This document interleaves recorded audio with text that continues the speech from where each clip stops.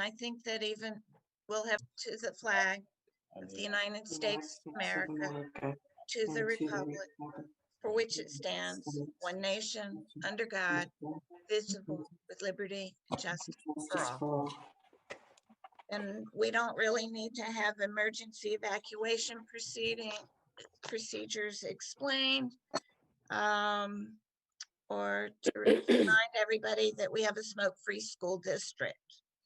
So the first item is one for discussion, but to present that, we have our external auditor available to present to us the financial documents that have been prepared and that are necessary to be filed with the state. And so we welcome you, Jill Cullen. Okay, thank you. And so this is a follow-up to the audit committee meeting. So you, the Board of Education, have appointed an audit committee, and Michael Leone, a principal with my firm, has met with the audit committee and spent probably close to 2 hours, Christine, with the audit committee, going through the financial statement and all the supporting documents in detail. I will give you an overview, okay, because I think there were a lot of questions, there were a lot of discussion points at that meeting. It was a very good meeting. We appreciate an audit committee who is involved in the process and asks questions. You're looking at these documents once a year. Most of it is very unfamiliar and you really don't have something to benchmark it to. So sometimes it's a reacquainting every year as to the presentation, especially when we look at an accrual basis financial statement. So overall, just a couple of comments. We finished our audit and we rendered our opinion on October 7th. I wanted to thank Christine Costa and the staff of the business office. In terms of conducting an audit during the pandemic, it's an extremely difficult process because as your auditor, my responsibility is to audit source documentation. And so we're presented with information. I go back and I ask for more information. And I look at that information, I go back and ask for more information. And Christine is probably very happy to have, and her staff, and Dr. Gianni's staff are probably very happy to have my staff and myself out of their hair. But it's what allows us to say that we feel the financial statements fairly present. We're the external auditor. My role is to give an opinion on the financial statements. Do they present the financial condition of South Country School District? Do they fairly present in accordance with the standards? And the answer is yes. And so when you read our auditor's opinion at the top of page 2, that's absolutely the most important part of what we do, okay? And we come to that conclusion by reviewing information that's given to the Board of Education also throughout the year. And so that's important because we want to make sure that what you're looking at, what you're accessing agrees with books and records, okay? And so we can tell you that that's the case, okay? We also look at the internal control structure and we see, you have an internal audit function in place, you have an internal claims audit function in place, and so you have oversight in those areas in which the state wants to see you have oversight in. And yes, obviously your internal auditor is going to come forth with some recommendations with each report, and that's to make a control structure that's good better. There's always opportunity to make things better. There's nothing egregious in the internal audit reports that we've looked at. The internal claims audit process seems to be working fairly well also.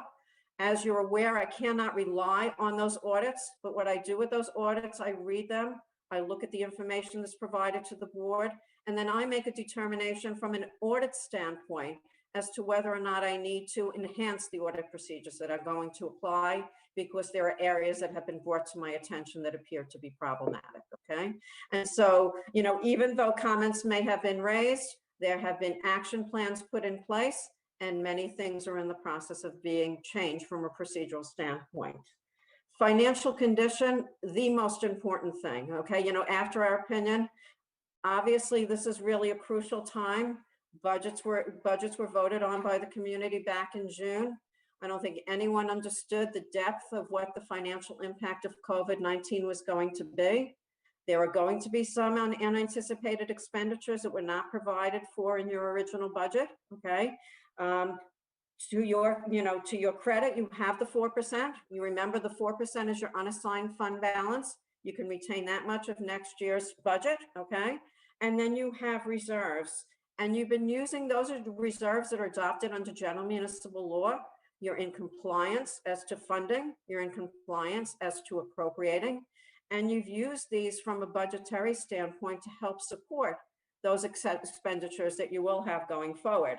So to the extent that you've been able to maybe create a little more unassigned fund balance because school was closed from the middle of March through the end of June, and I didn't have as much in the way of expenditures for transportation and central services and substitute teachers and all those things that you would expect, you then determine what's the best way to go ahead and preserve that fund balance.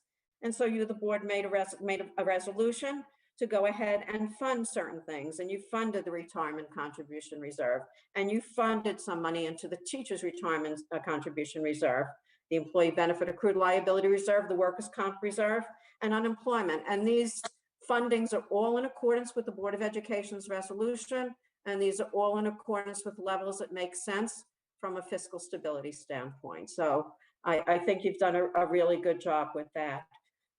With respect to the management letter, there was definitely some activity as far as looking at putting some additional procedures in place over and above last year. The tricky part is the areas that still need a little bit of assistance is the extra classroom area. And I've talked to the board about this, and I'm sure my principal, when he's presented, Mike Leone has. Extra classroom is such a difficult area. Extra classroom is really not under the control of the business office. This is an educational business opportunity for the students. And this is in conjunction with faculty advisors. We collect for certain clubs. We have certain fundraisers. We anticipate taking certain trips. And there's a structured protocol that the State Education Department puts in place. It's described in a publication called Finance Pamphlet number 2. And to the extent that there are certain things that are not necessarily, or certain transactions or procedures not in accordance with what the suggested procedures would be from the state, they're identified in this management letter, okay? And I think the corrective action plan will look at that again.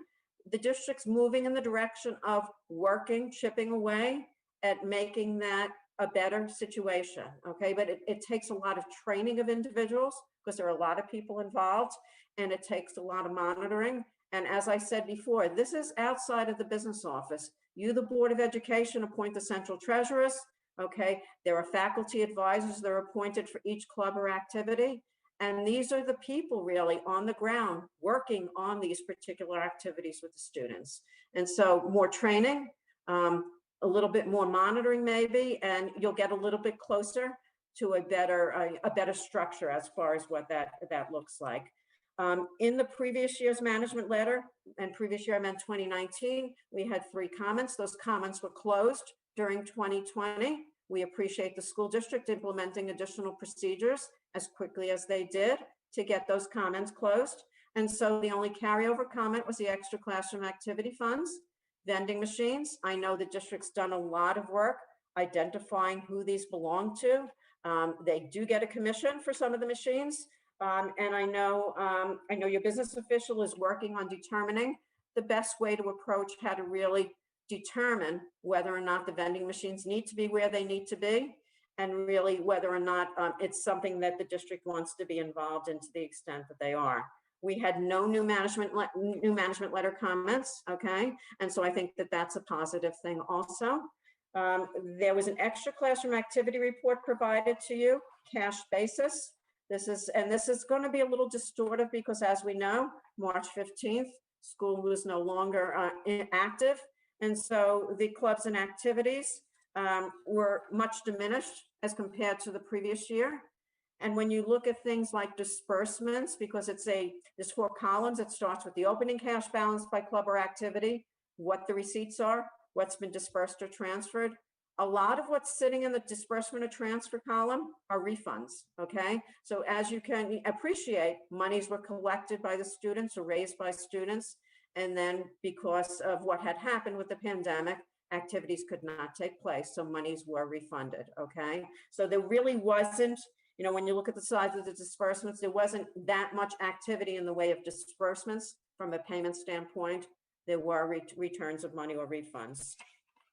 And then the last communication to the Board of Education is my communication under the governance standards.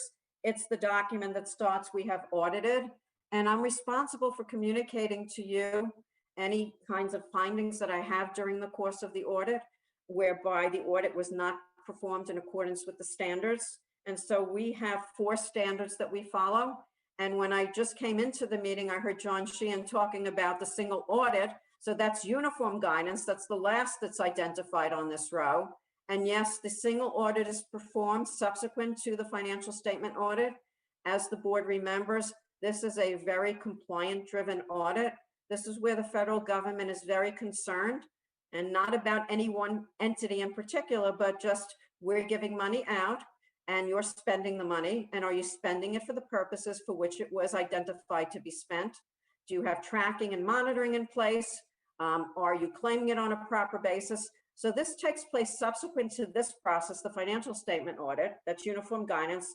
And then you'll see within this communication, there's other standards that we follow, the US generally accepted auditing standards, and then government auditing standards. We talk about on page 2, the plan scope and the timing. It worked out the best that it could under the circumstances of the pandemic. There was nothing in particular that held it up. So I do want you to realize that. No difficulties. We had proposed, I hope you noticed this, 1 journal entry. We think the books and records were really well maintained. The journal entry had to do with the 20% of holdback from the state.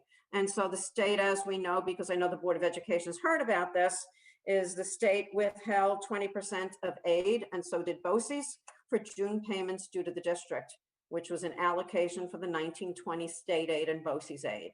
And so this was the 1 journal entry that we proposed to the school district.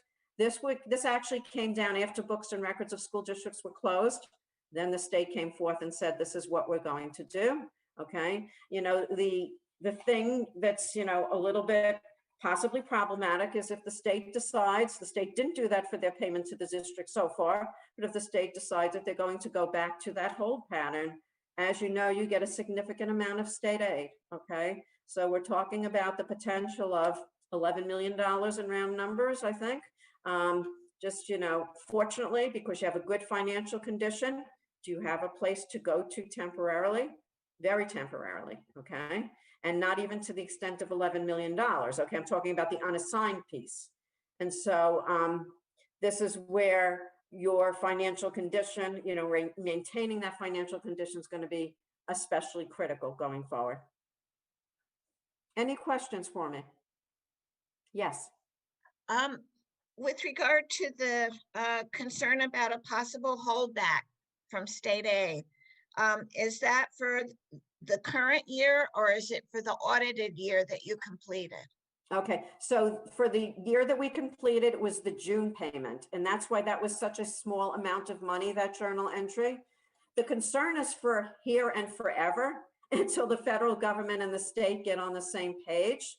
Fortunately, the payments that were addressed for school districts, the first round of payments, although that goes to pay off the teachers' retirement system contribution, there was no holdback, okay? But I don't know, Dr. Gianni or Christine, have you heard anything about this? Any updates on the holdback? There was just an announcement like a couple of days ago that they anticipate a report from the state soon after the election is announced, the federal election. Okay. Okay, but the $11 million that you mentioned, was that the June holdback? Or No. or that's something? The June holdback is the journal entry that we proposed. It's the $438,000 that we looked at attached to this. I rounded the $11 million based upon your state aid allocation. Okay, so I'm just ballparking it. Okay, I'm saying if you're going to get $55 million in state aid, just ballparking it, then 20% of that is somewhere in the neighborhood of $11 million. That's the caution. And that would be a concern for the current fiscal. Correct. Okay. Now, the other question is, just bottom line figures. We'd had a budget for the prior fiscal year where the taxpayers had approved expenditure of a certain amount of money. Mhm. And our expenditures were within that amount, were they not? That's correct. Yes, you did not overexpend your budget. And I would not expect you to with the pandemic either. I would expect there to be savings in the budget. And that's what the budget did show. Last year was an aberration by all means. If you were to look at last year's numbers and compare it to any other year, the amount of the budget that you didn't spend is going to be greater, just by virtue of what actually happened during the last 3.5 months.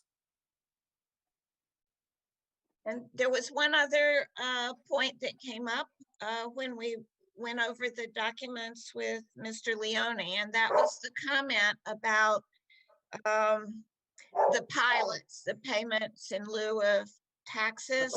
Sure. And if I'm trying to rely on my memory, but there's several $1 million that we lose in tax payments because of certain tax benefits that have been granted to businesses in our district. Is Right. okay. So- I just wanted to bring that to the attention of the other Well, members of the board. Right. So let me just put that in different terminology. So there are agreements executed between Suffolk County IDA, Brookhaven IDA, to have industry or other payers come into the community, okay?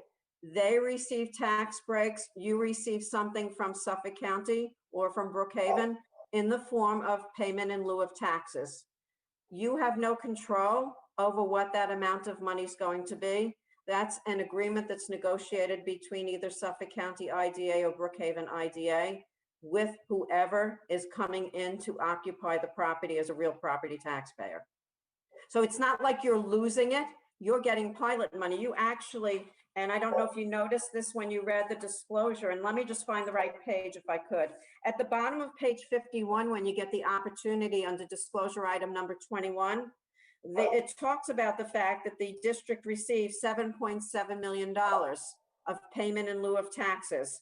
And I think the number that you might be referring to is the amount of tax abatements, okay, which is $2.3 million. Yes. And so that $2.3 million doesn't necessarily mean that that would have been South Country's $2.3 million, okay? It means that that's a loss of tax revenue, okay? But you're getting from Suffolk County and from Brookhaven collectively $7.7 million. Obviously, $6.4 million of it is from that large property that we know, okay? So the majority is from that one property. So, all right, any questions from any other board members about what Ms. Cullen and Ms. Costa have presented to us? Okay, I saw Ms. Felice's hand first. Thank you. And thank you, Ms. Cullen. Thank you for the presentation. It was very thorough. And some of the questions that I'm going to ask you will appear redundant because you did already cover them, but I'd just like to hear it again from you.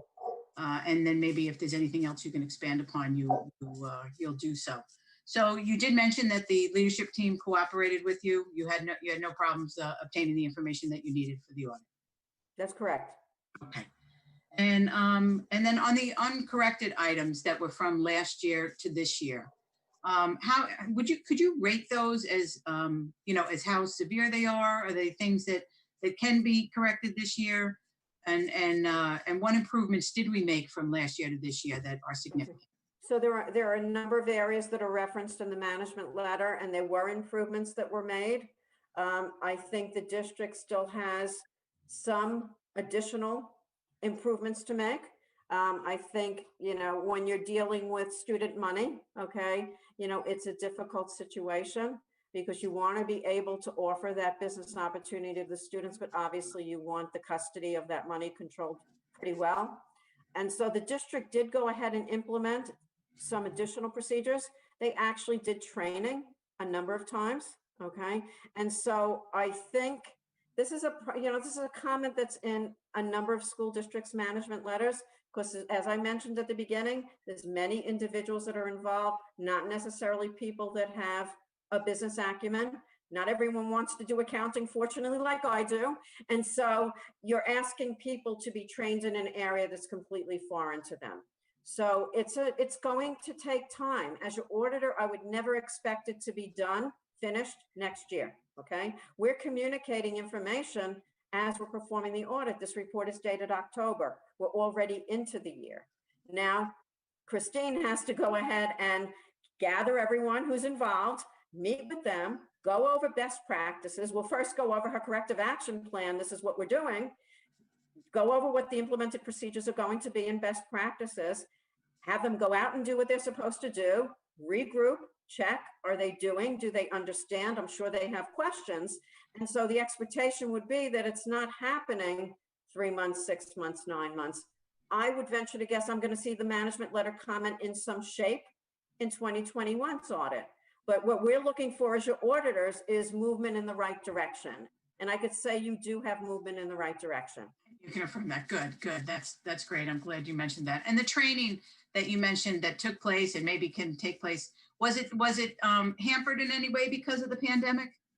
Well, that training took place at the beginning part of the year, and this is pre-Christine, and I think this was during Sam's time with the district. Okay. Because I do remember him reaching out and talking with me about some of the topics that they were going to talk about at the training. So I can't talk too much because it's really kind of fuzzy in my mind, honestly, Okay. as to the timing of when that exactly was. Okay, great. All right, thank you. Are there any taxable issues? You know, we were talking about the vending machines, and then also in a portion of the report that you wrote and I read, we spoke about the school store and the sales tax that's owed. Do we have any taxable issues that we should be concerned about? So as your auditor, I'm not going to look at every transaction and determine as New York course. State sales tax, but that's a good question. And so as we know, sales tax is very tricky, okay? If I'm selling something that I could sell to the general public, it's typically subject to sales tax. And you really have to, the reason why the comments in the management letter, you really have to look at each specific transaction and make a determination as to whether or not it's a sales taxable event or not a sales taxable event. And sometimes you may think something isn't and it is. You know, baked goods, you know, there's different rules as far as fruit drinks, you know, drinks that have less than 70% fruit. So why I have that there as part of the training, I would suggest in the finance pamphlet as a start, there's a schedule for what sales taxable events take place and what sales taxable products might be sold. Sharing that again with the individuals at the activity or club level, because there's no way, since the business office is not involved in this. This is not theirs. This is really central treasurers at the various locations acting as the conduit for each of the faculty advisors and students, but share it with the central treasurer, share it with every faculty advisor, go through a list. What do you do? Okay. And then have someone check what I do against what the potential sales tax event might be with New York State. You're asking me a question because I don't know everything that all the clubs and activities do. I can't really say, and that's why I put it there. I think there needs to be some kind of control to make that determination. Is this a question or an area that you think the board should monitor throughout the year? I think really that the business office, and I'm sorry, Christine, about this, I think the business office should educate, and I think the business office should monitor, and I think then that, I think Christine will share with the board. I would expect her to share with the board on a progress basis. This is how things are going. In an informal way, okay? Not with data, because, a lot of it's going to be just information that's collected to give you the sense that things are progressing. And if they're not progressing, here's why they're not. And here's what I think needs to be done next. Okay. I think she's not been in the district long enough to really assess each individual involved in the process to be able to say, yes, you need to be involved at this point, or no, you don't need to be involved at this point. Okay. All right. 2 final questions.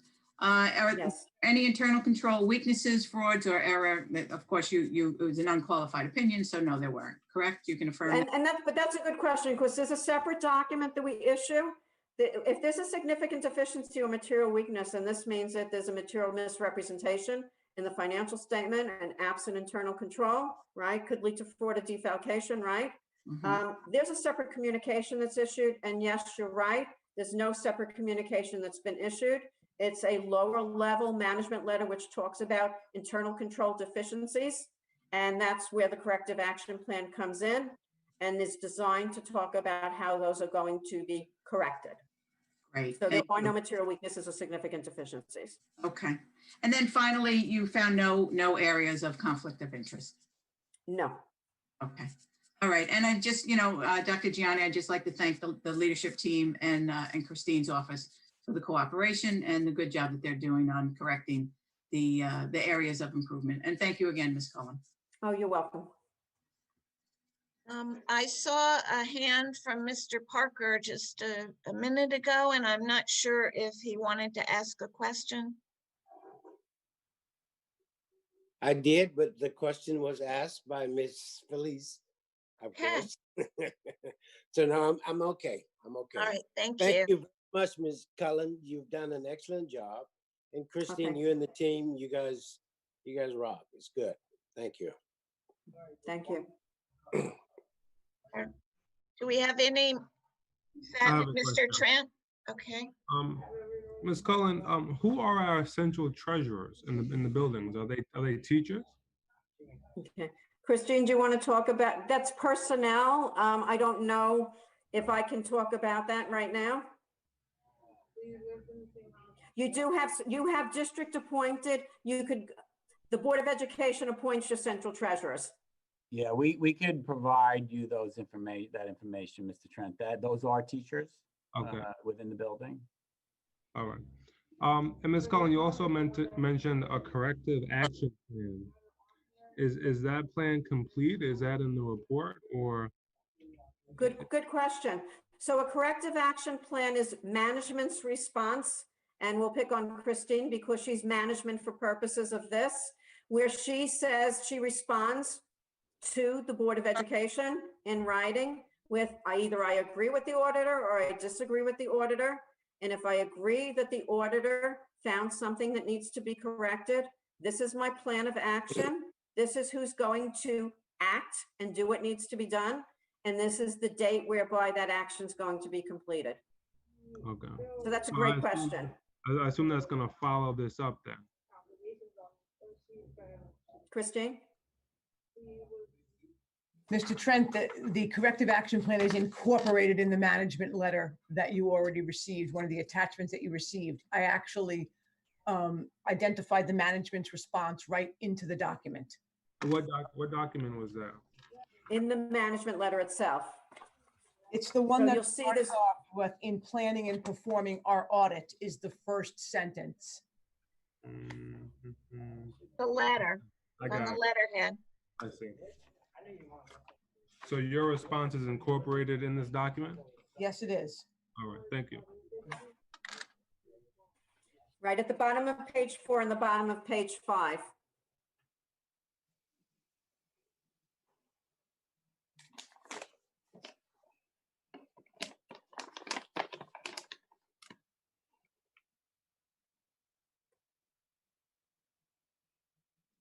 Are there any other questions for Ms. Cullen?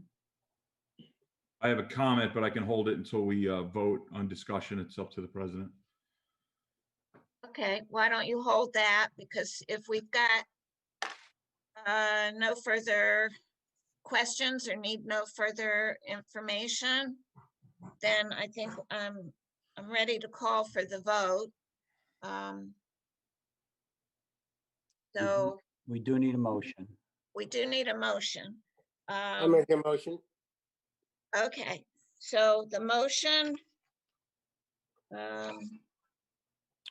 Hold on just a second. I wanted to read it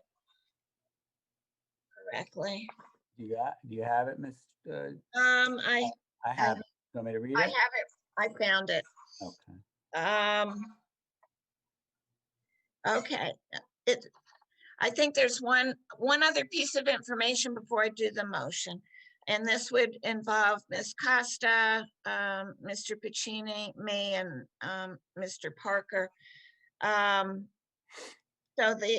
Which is to say that the audit committee did go over all of the reports and recommendations with the external auditors, Mike Leone, and determined that the reports and documents were ready for presentation to the board. So this would be that to let you know that the audit committee itself recommended that the Board of Ed would approve the district-wide financial statements, extra classroom financial statements, and the corrective action plan for the school year ended last June 30, 2020. So having said that, Mr. Pacini, would you like to make the motion that upon recommendation of the audit committee, the board hereby approves the district-wide financial statements, extracurricular financial statements, and the corrective action plan for school year ending June 30, 2020? I'd be happy to make that motion. Okay, is there a second? I think I saw Mr. Parker's hand, and so I have a second. Are there any questions or discussion or comments? Yes. Mr. Pacini. First, hi, Jill. How are you? It's nice I'm to see well, you. It's thank been a very long time. I hope all is well with you and your family. Same to you. I just wanted to state for the record my objection to this being on the agenda tonight. This was an agenda item at the last meeting, and we had Mr. Leone in person to make this presentation. And he was sent away over technicality that had no bearing on the report or anything. When we scheduled this meeting, it was for the sole purpose to discuss the reopening plan, and I thought it was going to be laser focused on that because we have a lot of community members who are here taking time out of the day again for the second week in a row to find out what our discussion is going to be on the reopening plan. So, you know, with that, for the auditors to be sent away and it to be dismissed after 3 trustees on the audit committee recommended this for action at the last meeting, excuse me, I wanted that objection noted for the record. And that's all. Thank you. All right. No, if there's no further questions or discussion, okay, Ms. Felice? Just as a follow-up to that, and I respect the position that Mr. Pacini has taken. We tried to clear up that technicality, but the attorneys were released from the meeting, and that's why the technicality couldn't be cleared up. So it was nothing malicious, it was nothing intentional, but it was just something that happened. But it's a matter of business. We And should have had another meeting for this because I too understand the urgency and the significance of this special meeting. Okay, so no further questions or discussions? All in favor? If we can get hands up, I think I saw all of them. So it's for our clerk, it's a unanimous approval of that. And now we go back to oh, Ms. Cullen left. I was going to thank her again, but we're now up to the reopening plan phase in, and I think that's back to Dr. Gianni to present. Yes, thank you. Okay, thank you. As Ms. Hayes indicated, our next item for discussion is our plan for reopening our schools, specifically a reopening phase-in plan to bring more students back to school for in-person teaching and learning.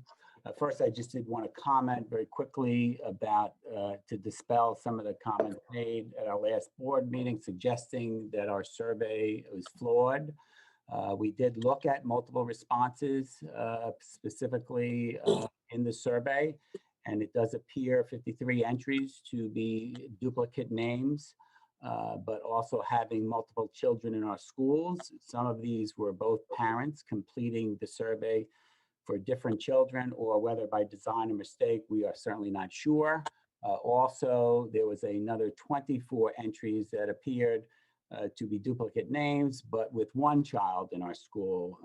In any event, regardless of who or why, if we were to remove all 77 entries, there would be no significant change in the results because such a large sample was collected. With 2,856 families, we only needed to collect a sample of about 770 to achieve a 95% confidence level with a minus 3% sampling error. So as you know, we collected 1,124, well above what was needed. As I previously indicated, our major obstacle in bringing all students back is the 6-foot social distancing guideline. New York State guidance permits reducing the 6-foot guideline when barriers are used. However, that is not the protocol we used when developing our reopening plan. So we would need to revise our plan protocols to reflect going inside the 6-foot mark with barriers, which requires board approval. Based on our last meeting, I have provided the backup information the board requested to see, as well as answered questions specific the board had posed, and those questions were posted earlier today. But I'll go through them right now for the board as well as the public. One question was how many students in the class and how far apart they will be in each class in grades pre-K through 5.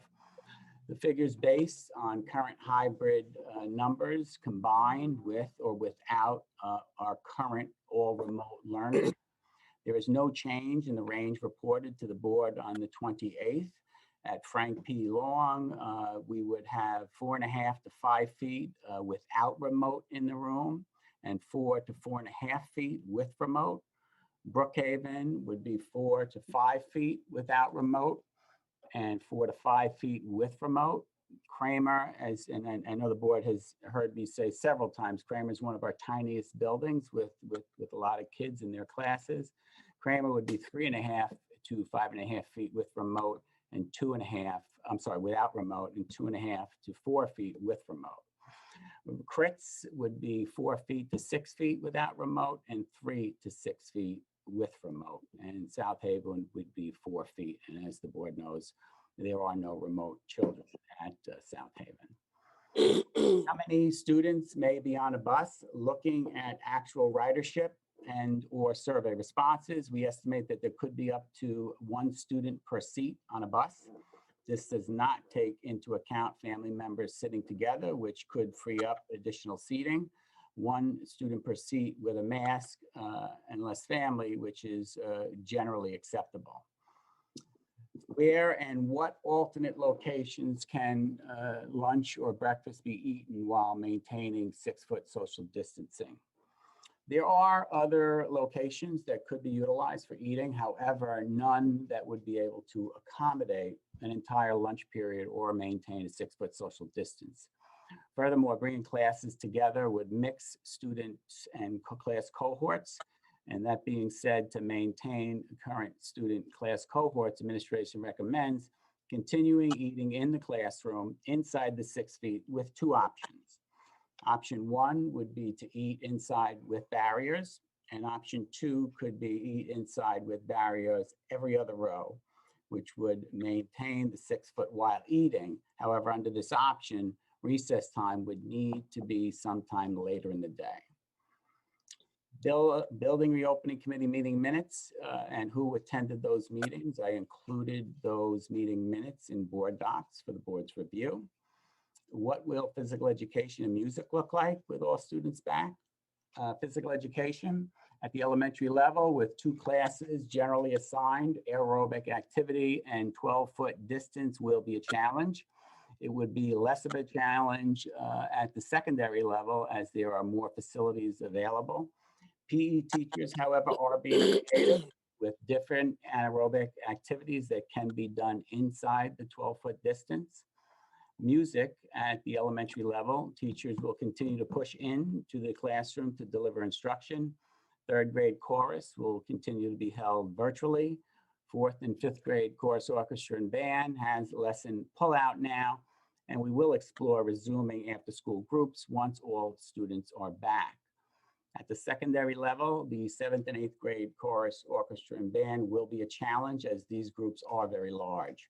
We will need to explore splitting groups so they can fit into a space and maintain social distancing requirements. High school chorus, orchestra, and band, however, were initially scheduled with only half the group meeting at a time. And as a result, social distancing in alternate spaces is not an issue. Can we add after-school clubs and physical activity at BMS as we did the high school? Yes. In fact, a soft rollout has been scheduled for BMS after-school activities for November 16th, and that would require board approval.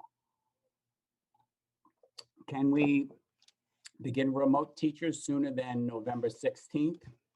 Unfortunately, no. November 16th alone will be a challenge. We are making teacher assignments and setting our sights on the 16th to begin a remote teacher assignment. And as mentioned last week, mask breaks would continue in the classroom with teachers permitting mask breaks every other row. So students are 6 feet apart when taking a mask break. And also a couple of other comments that were made that I want to bring to the board's attention. We have ordered storage containers to remove classroom items currently stored in our gyms. Those storage containers will arrive next week and we'll begin moving those items out.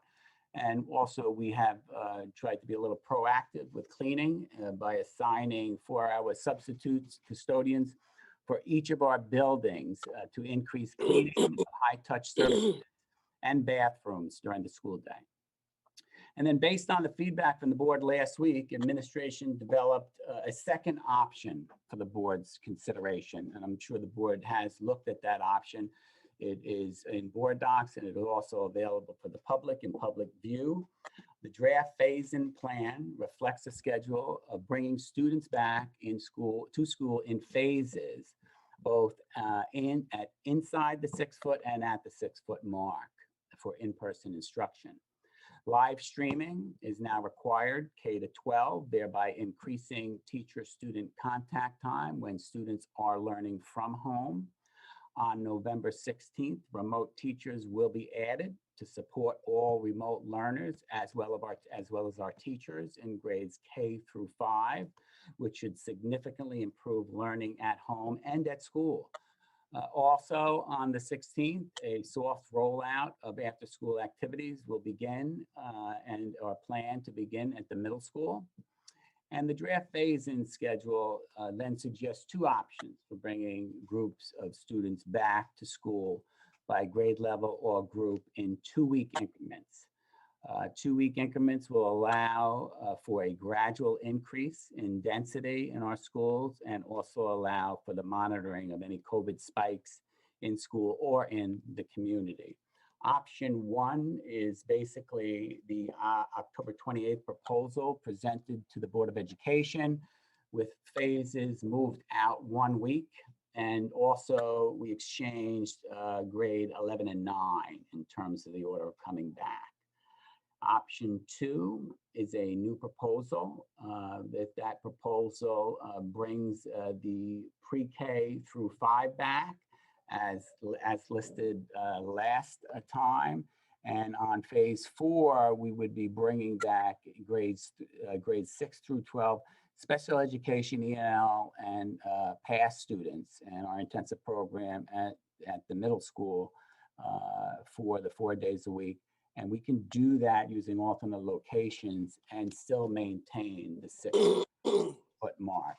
I do recall the board very concerned with the 6 foot mark at the secondary level. Also, the concern with waiting till after the holidays for secondary. This second plan addresses students in need as soon as possible and also begins to bring back grade levels after Thanksgiving. Some of the challenges we've anticipated, I think I've already gone over that with the board with regard to increase of students sent home and with symptoms of COVID as a result of more kids in school. We would discontinue those notices, those written notices that are going out because we believe that would be a little overwhelming for the schools to do that. I mentioned did I mention the bus piece? I did, didn't I? Did I skip over the bus question, folks? I missed No, you mentioned- your you last mentioned the bus. comment. I I'm did sorry. mention it. I did mention the bus? Okay, because it looks like I might have missed that.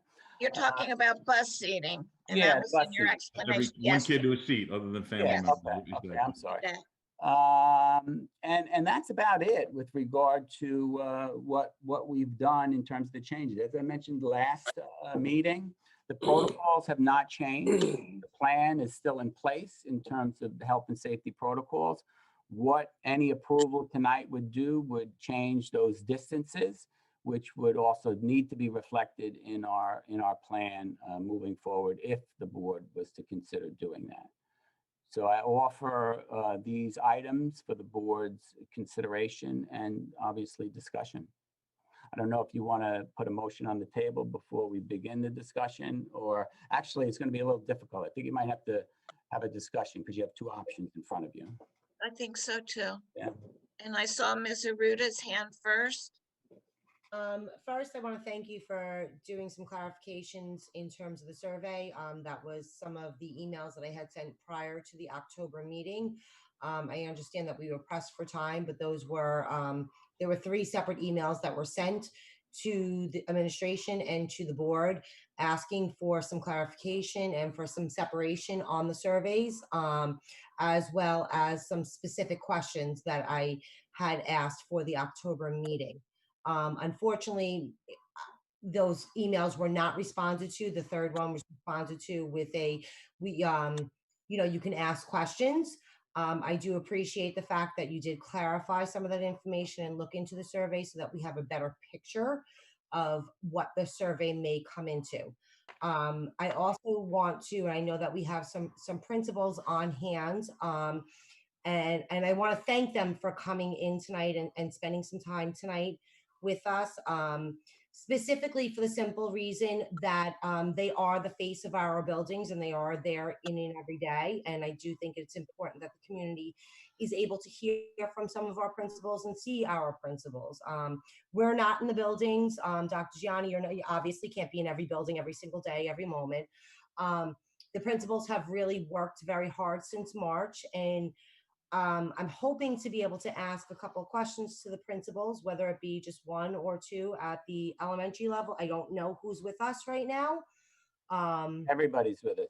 Okay, I didn't know if secondary was coming in. I thought our meeting tonight was going to be focused more towards the elementary. But thank you for, bringing in the secondary as well, since that's part of the plan that you proposed to us. My question to maybe 1 or 2 principals, whoever would like to come on or answer, is what are the successes and the challenges that they've seen with the hybrid? And what are some of the successes and the challenges that they might foresee happening? Again, I know that you've spoken, but I do think it's important that the community hear from the face of the buildings. Okay, well, I think I'm going to just bring everybody in. And do it that way and let them jump in however they may choose to do. Are they going to be in our screen here so we can see them? Yeah, they're going to be right there.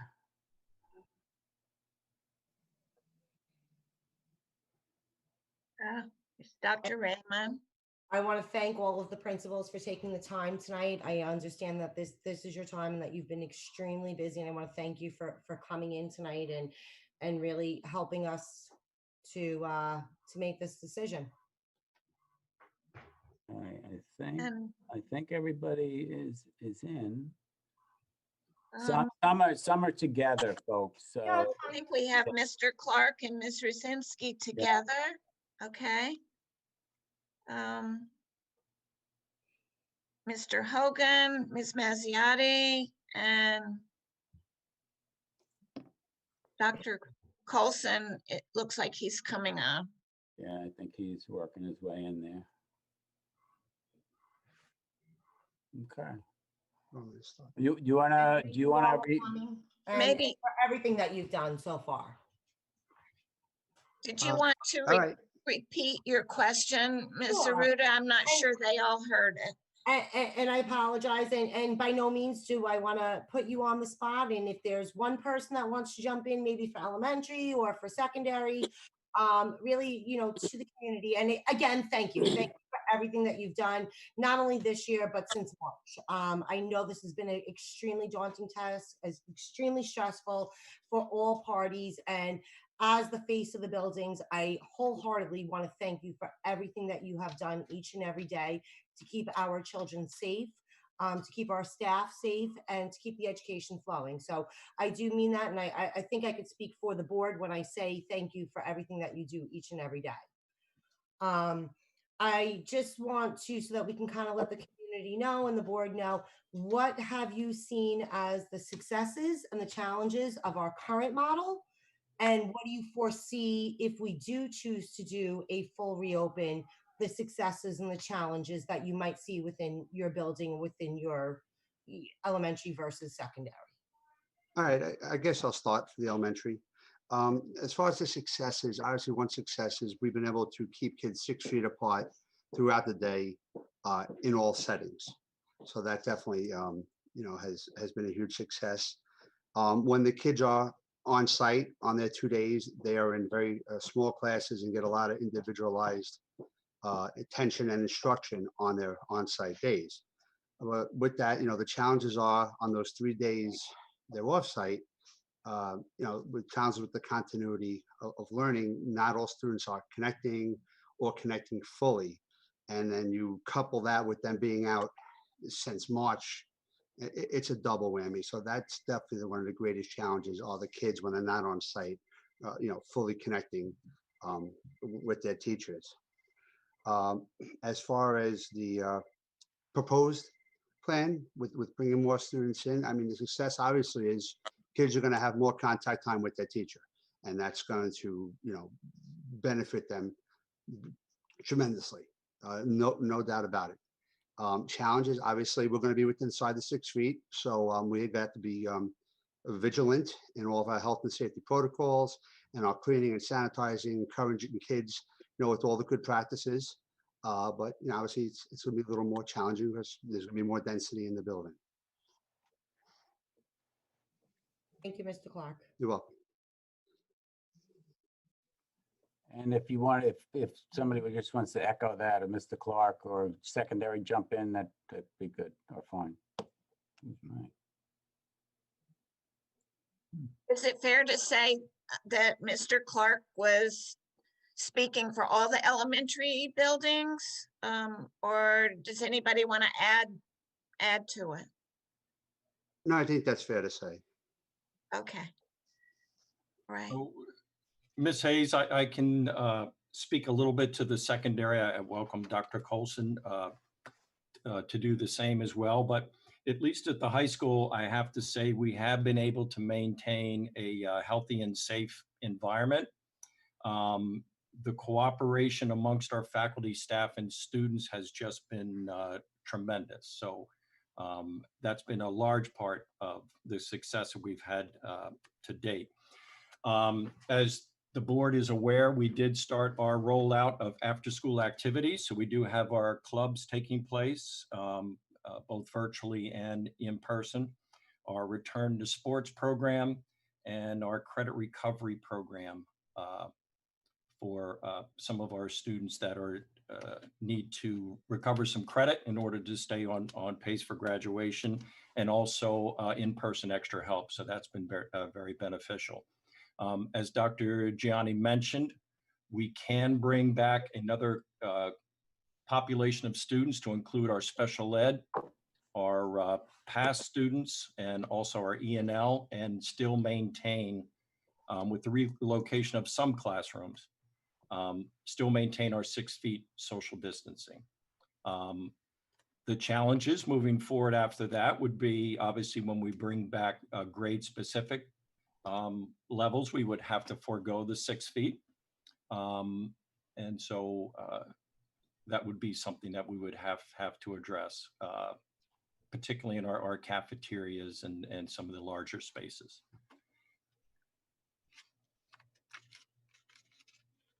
Thank you, Mr. Hogan. You're welcome. Thank you. No Thank question. you. Mr. Trent, you have a Just to question? clarify, on option 2, when it talks about bringing back the special ed, ENL, and PASS students, is that full time, Monday through Friday, or Monday, Tuesday, Thursday? Friday? That's 4 days. That's going to be 4 days. Monday, Wednesday, remote Wednesdays would continue for those youngsters. Gotcha.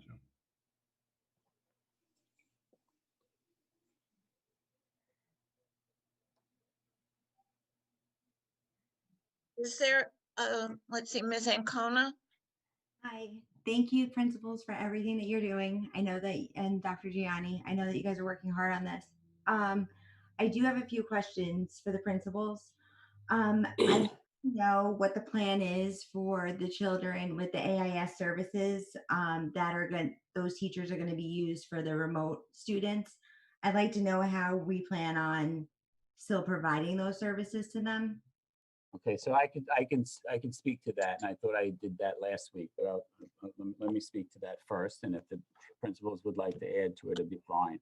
So we're not using all of our AIS teachers to initially to do the remote work, and our plan is to replace those teachers with remote teachers. Obviously, it is probably impossible to get teachers so quickly to begin our remote work. So we chose to use our AIS teachers first because number one, they're here. Number two, they know the curriculum and they can hit the ground running. And then thirdly, it will give us time to find and replace them with some remote folks. Once that happens, we will weave our people back into the AIS services that they do provide currently. Okay, thank you. You're welcome. And I have a question regarding, so Mr. Hogan, you had mentioned that you could still maintain the 6-foot distance with moving some classrooms around. Does this mean teachers being moved around or just classrooms specifically? So we did do our research, Ms. Ancona, and our preparation. We would have to relocate about 20 classes, 20 individual classes, which in the scheme of things is rather small. But we can accommodate all of those students returning Monday, Tuesday, Thursday, Friday with the 6 feet. And those are same teachers, correct? Like those kids will still be in the same class, same period, same teachers in different rooms? Yeah, yes, ma'am. So if a class exceeds the 6 feet enrollment that we can do in any particular class, we would relocate it to a larger room. Okay, great. And this question would be for Mr. Colson. For the music students for grades 6 through 8 that are going to have a hard time being together in band, orchestra, and chorus, does this mean that they're going to be having to change their schedule in any way?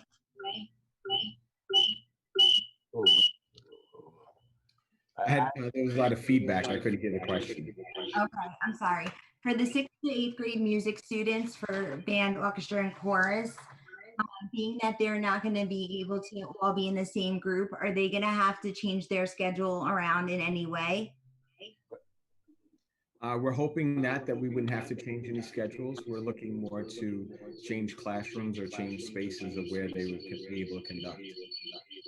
Okay, thank you. Yeah, so the middle school music is going to be a little bit of a challenge because the groups are bigger, as I indicated, and we're going to have to be thinking out of the box with regard to those areas.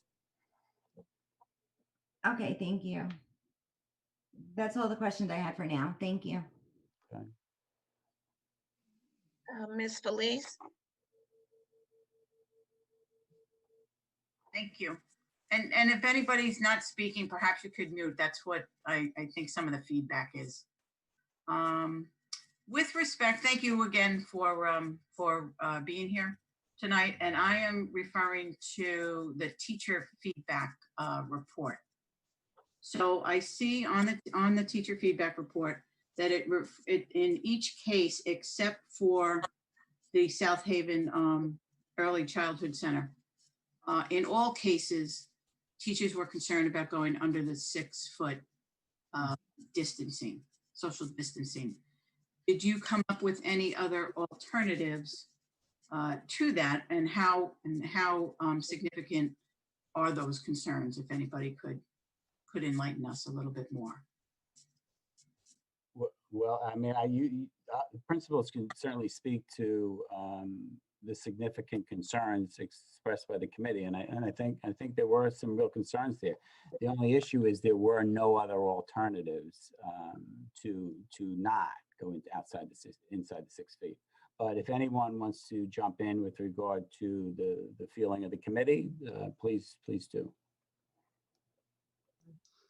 I just want to say, obviously, I think you talk to everyone, everyone's gonna have a little different opinion, a little different thoughts. Was a lot of concern amongst the committee about breaking the 6 feet, of course, and but that's what we have to do. If we want the kids in, we got to come in under the 6 feet, and we'll just have to be as vigilant as we can with our protocols. But I think everyone's opinion on this across each of the building staffs will be a little different and across the spectrum. Thank you, Mr. Clark. Welcome. Also to the faculty meeting, if I may continue. We spoke about, I'm sorry, let me just see where I was looking at it. Lucky given the protocols. So I guess they were referring to, we've been lucky so far with not having a severe outbreak because we've been vigilant on adhering to the protocols. And I think the protocol I'm most concerned with is the mask wearing. The reports that I have read and some of the trainings that I've been on recently indicate that students are being very compliant with masks. Do the principals here find that to be true? Yeah, I think I speak for all the elementary principals again, where the kids have been amazing.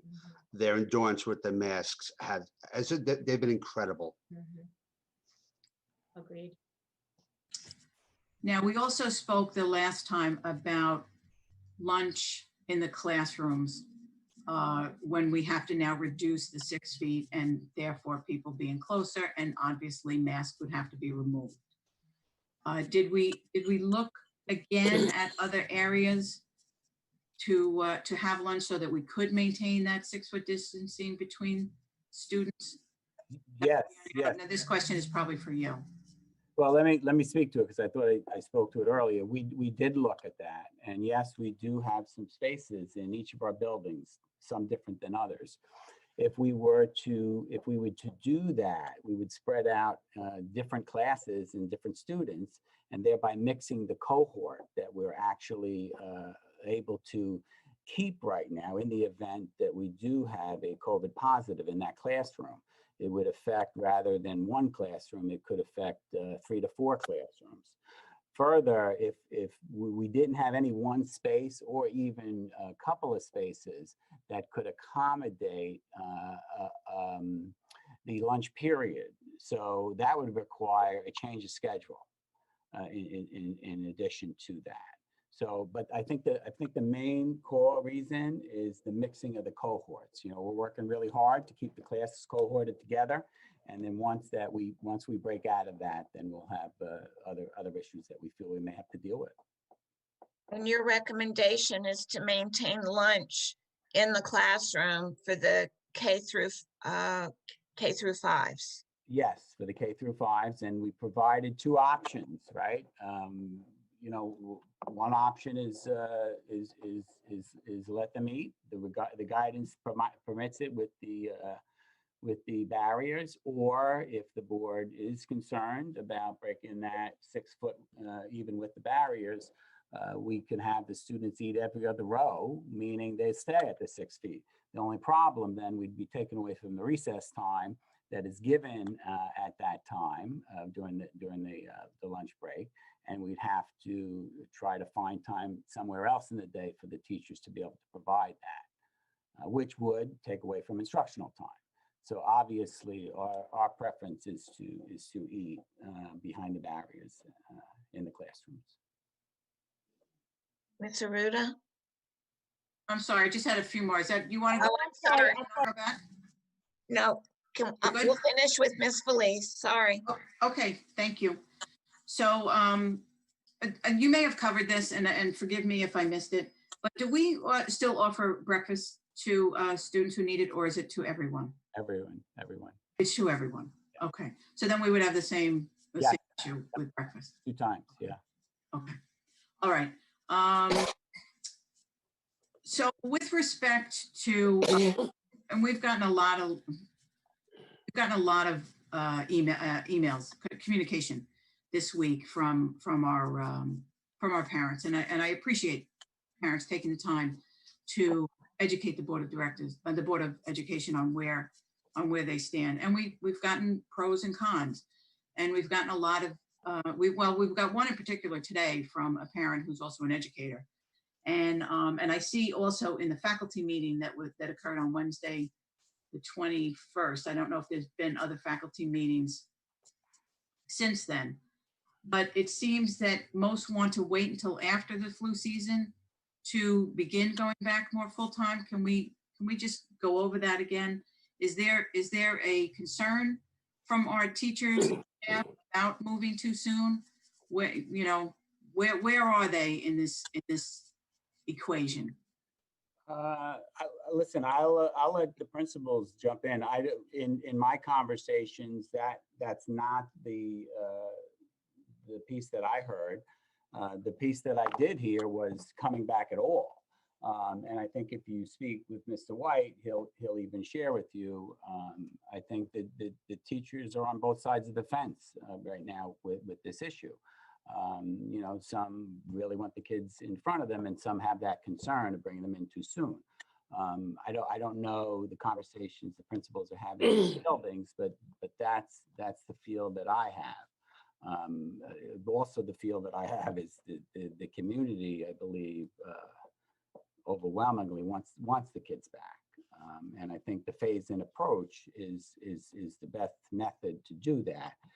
To do it a little at a time, increase the density a little at a time, keep an eye on what's going on, and to be vigilant in the protocols, as Mr. Clark initially mentioned. I just want to also remind the board and the public that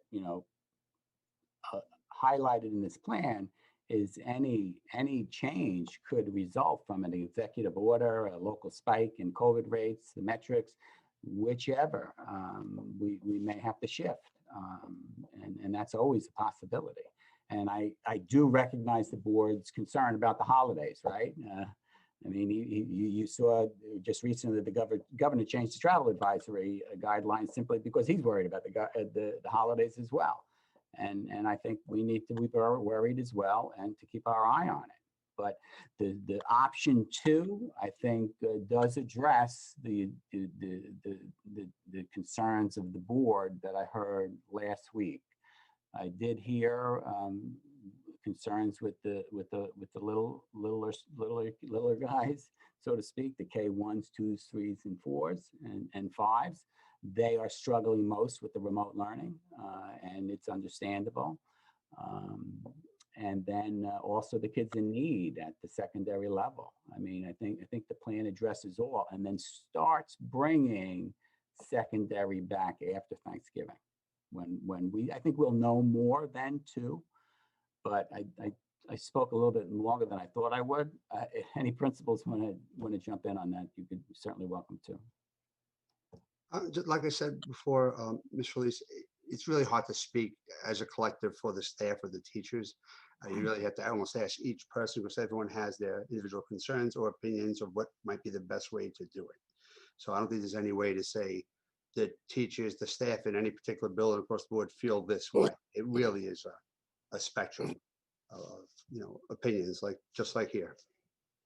Understood. I'll withhold any further questions to give the board other opportunities, but I'll just finish by saying, whatever decision comes out of tonight, we have to look at support given to our teachers and staff on whatever we do, and I'd be most concerned about that. Thank you. Ms. Aruda. Thank you. And this is really towards secondary. For the simple fact, I have repeatedly asked that, elementary and secondary be separated in our reopening plan so that we could take each as 2 separate entities, because I understand that elementary reopening is vastly different than secondary. So to the secondary principals, and I'm hoping you can kind of gauge this and give us some ideas. The passing in the hallways and cafeteria time. Where do you see that happening if we do a full reopen?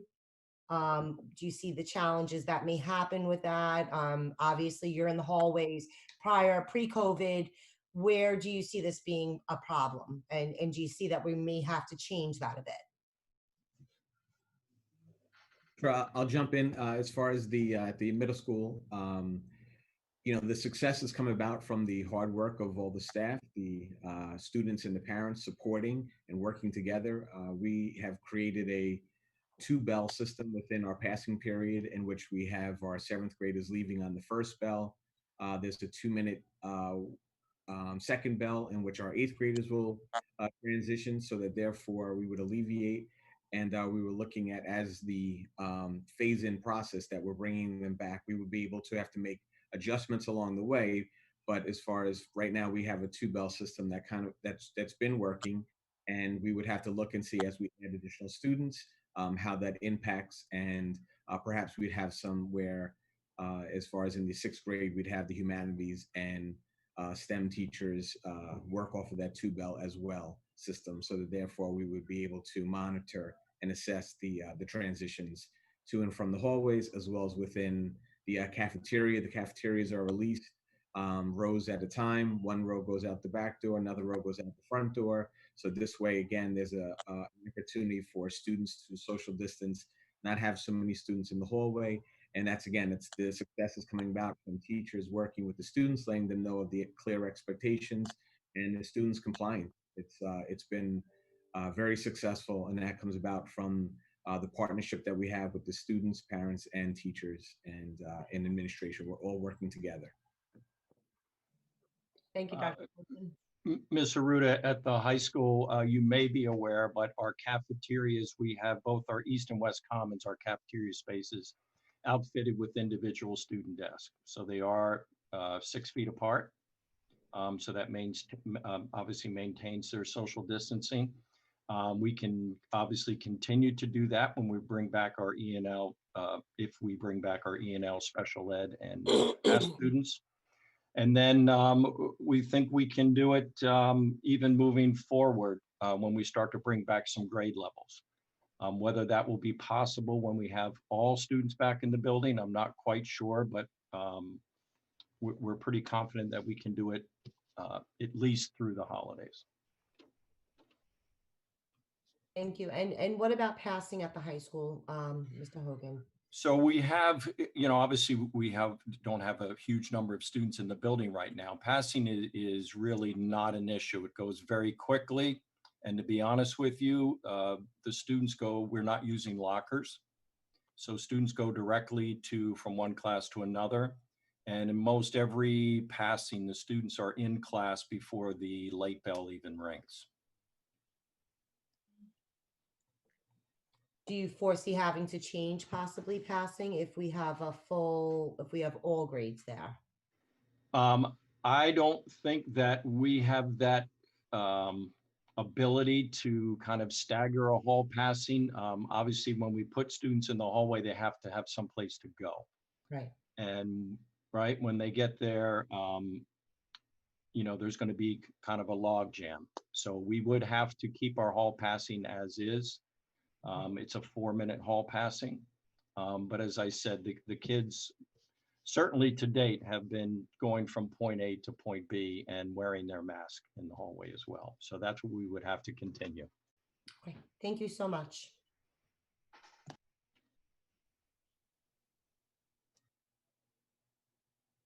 Any other questions for any principals?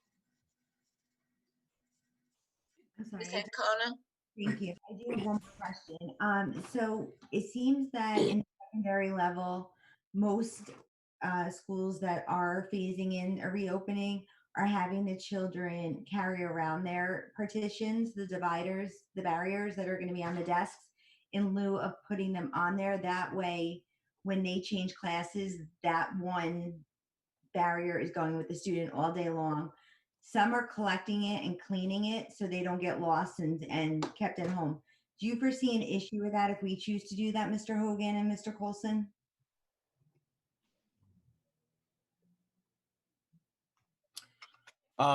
You know, Ms. Ancona, that, I mean, it could be done. I have seen the barriers. They're very light. It is something else for the students to have to manage, particularly, as I said, since we're not using lockers.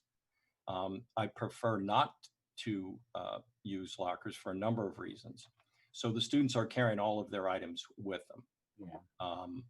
So if there's a way that we could keep them in the class and obviously clean them on a daily basis, I think that would probably be the better approach. Yeah. And that is the current plan. The feedback that I get from my colleagues in other districts that have allowed the carrying of the dividers are now destroyed already from the beginning of the school year. And they're looking to replace them because of the banging around that happens with them through the halls and at home, et cetera, et cetera. So all of my colleagues basically are moving to partitions staying on the desks. I'm just a little nervous with that, with the cleaning, because we know the desks aren't being cleaned in between the students, and now you're having a barrier right in front of them. That's my concern with that, and that's why I asked, but thank you for answering it. You're welcome.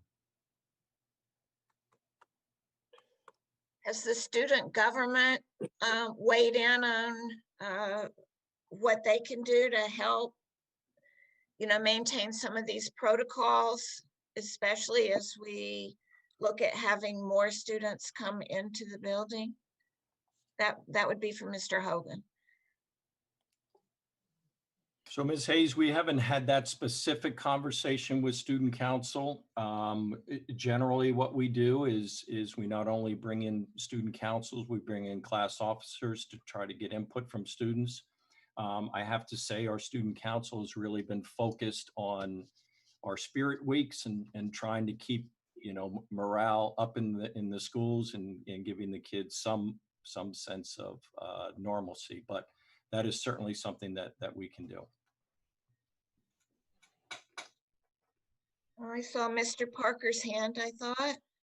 I did. Good evening, everyone. Thank you very much for coming out tonight.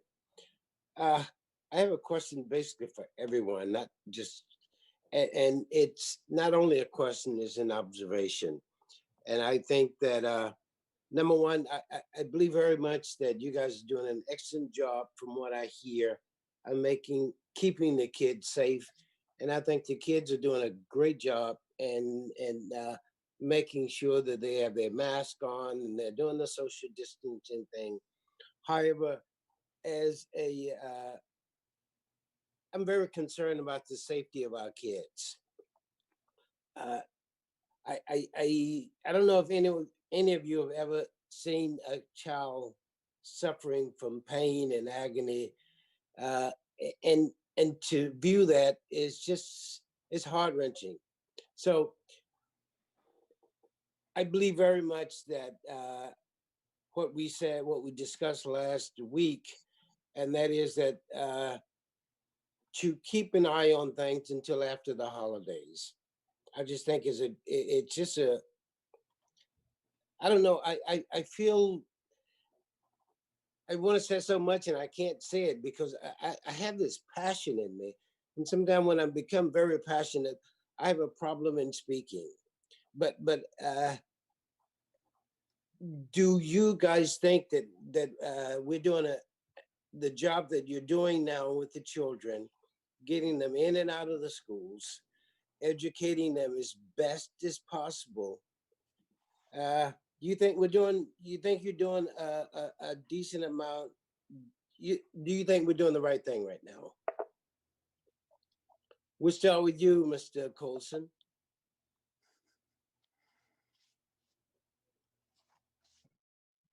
Yes, we're doing the best that we can as far as following the recommendations of Dr. Gianni and the Board of Education. We are following through with the protocols and making the recommendations, and I fully support Dr. Gianni's recommendations, and as well as the Board of Education's direction that you provide for us. So as you continue to provide that direction, we'll continue to follow through.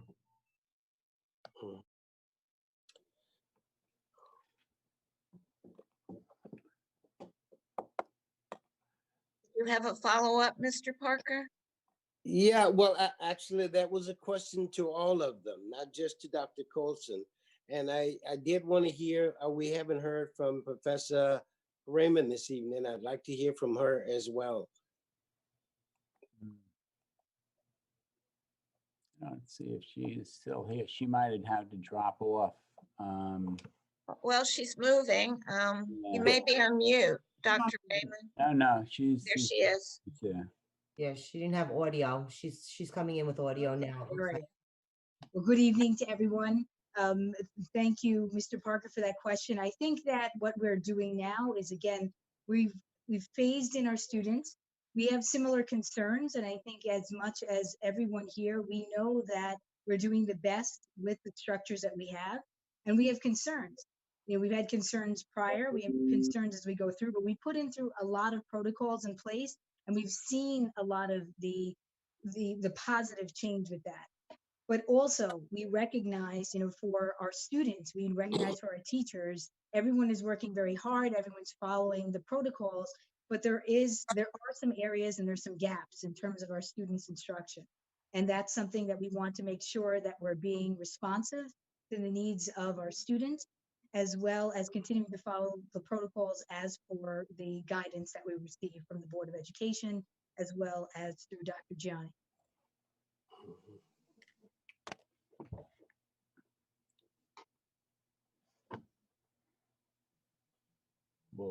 Good evening. I just wanted to agree with what Dr. Colson and Dr. Raymond just said in regards to the plan and phasing in more students. Go ahead. Yeah, I can't add anything else to what Dr. Colson, Dr. Raymond has said.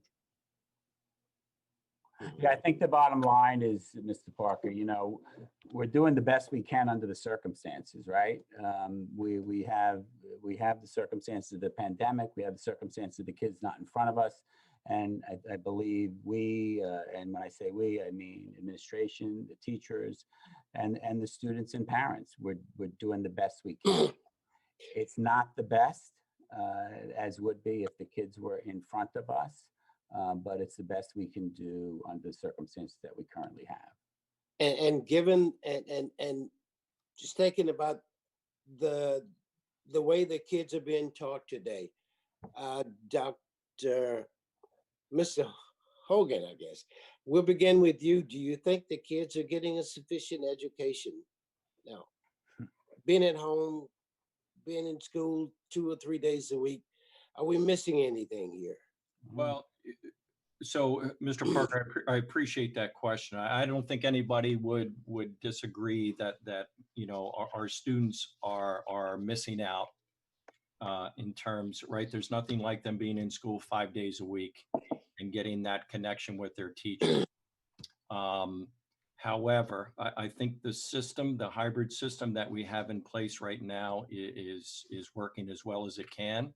I know that our students and families are getting more comfortable with that, with not only the technology, but that day-to-day environment. And I know that our teachers are as well. One of the things I'm very proud of at the high school, and I know it's district-wide, is the amount of collaboration that I see amongst our faculty and staff.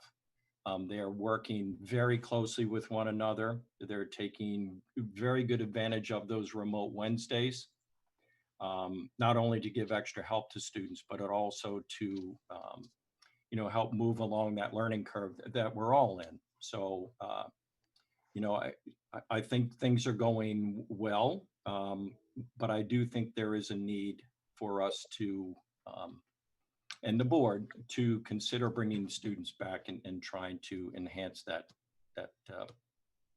you know, the education program for them. And do you think that should be done immediately, effective immediately, that all kids would be back in school? Or do you think it should be phased in? I think the phase-in proposals that the board has in front of them are two very acceptable proposals. Yeah, and Mr. Park, with all due respect, I think you put the principals in a difficult situation, asking them their opinion. This is a decision that's for the board. Administration worked very hard in terms of coming up with options for the board's consideration. And I do prefer that the board does stay focused on those options. Of course, anything with regard to protocols, I have no objection at all to questions, but I think you do put the principals in a difficult situation by asking them their opinion.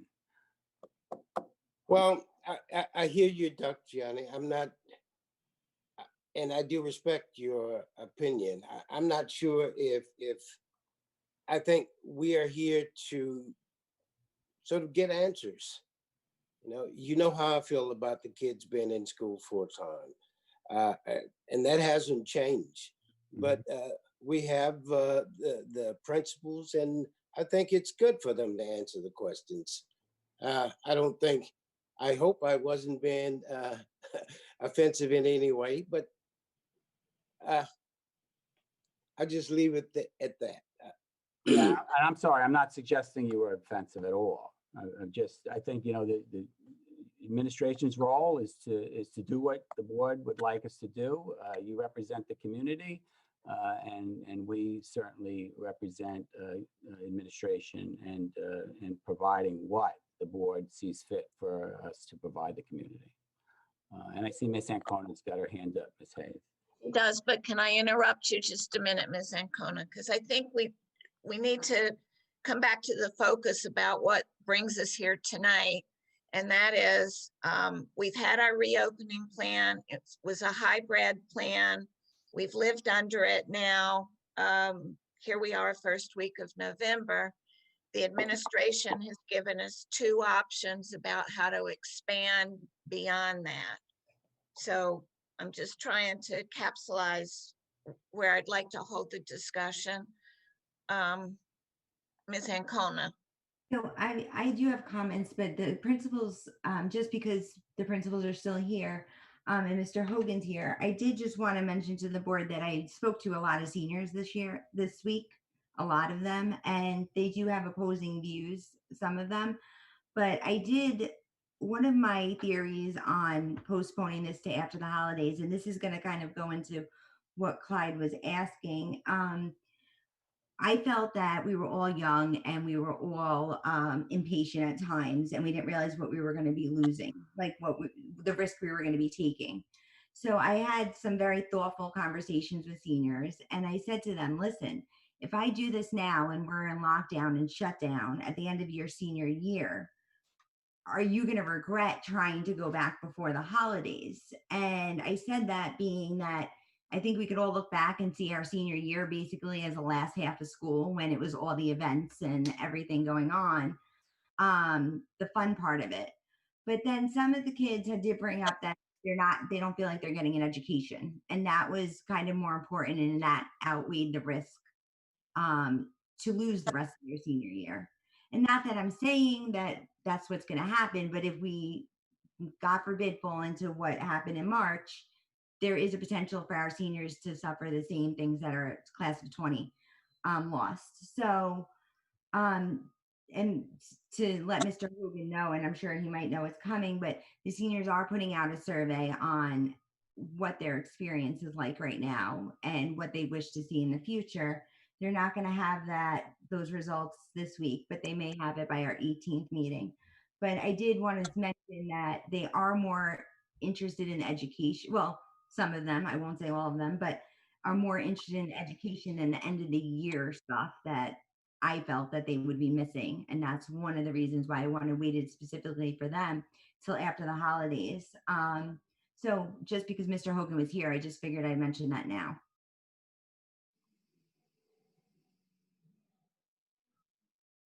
Thank you, Ms. Ancona. Thank you. Any board member have any other questions they'd like to raise with the principals? Is that Mr. Piccini? Yeah, so I can hold my comments. I really don't have questions for the principals. I think we've heard from them. I do want to thank them for being here. Nobody wanted to be in this position, and I think everybody's, from our staff top to bottom, wherever you are, whether you're principal staff, custodial staff, faculty, have done a great job of under really extreme circumstances. But I did hear somebody, I don't know if it was, I think it was Mr. Hogan, saying I appreciated the fact that something that I think I hammered on at the last meeting was, we're doing the best we can with the hybrid model, but it doesn't replace in-person instruction. And I think at this point, that's what the board needs to focus on. I guess is a general statement, and I know Ms. Ancona is concerned, and some other board members are concerned about the potential for a lockdown and how detrimental that will be. And that's a real possibility. I think we all know that, and I certainly don't deny that, as much as I'm in favor of opening up our schools to full-time instruction. I just think we need to focus on the data that says, that basically has shown thus far, not even just in this country, across the world, is that opening schools to full-time does not necessarily increase the risk of a lockdown. The studies, and I've got half of them all up on my screen here, which is tough to kind of go through, but I mean, there's nothing that suggests that opening schools full-time increases the risk for school-age children. I know there's plenty of discussion about whether or not the barriers work. There's plenty of studies that say they do work.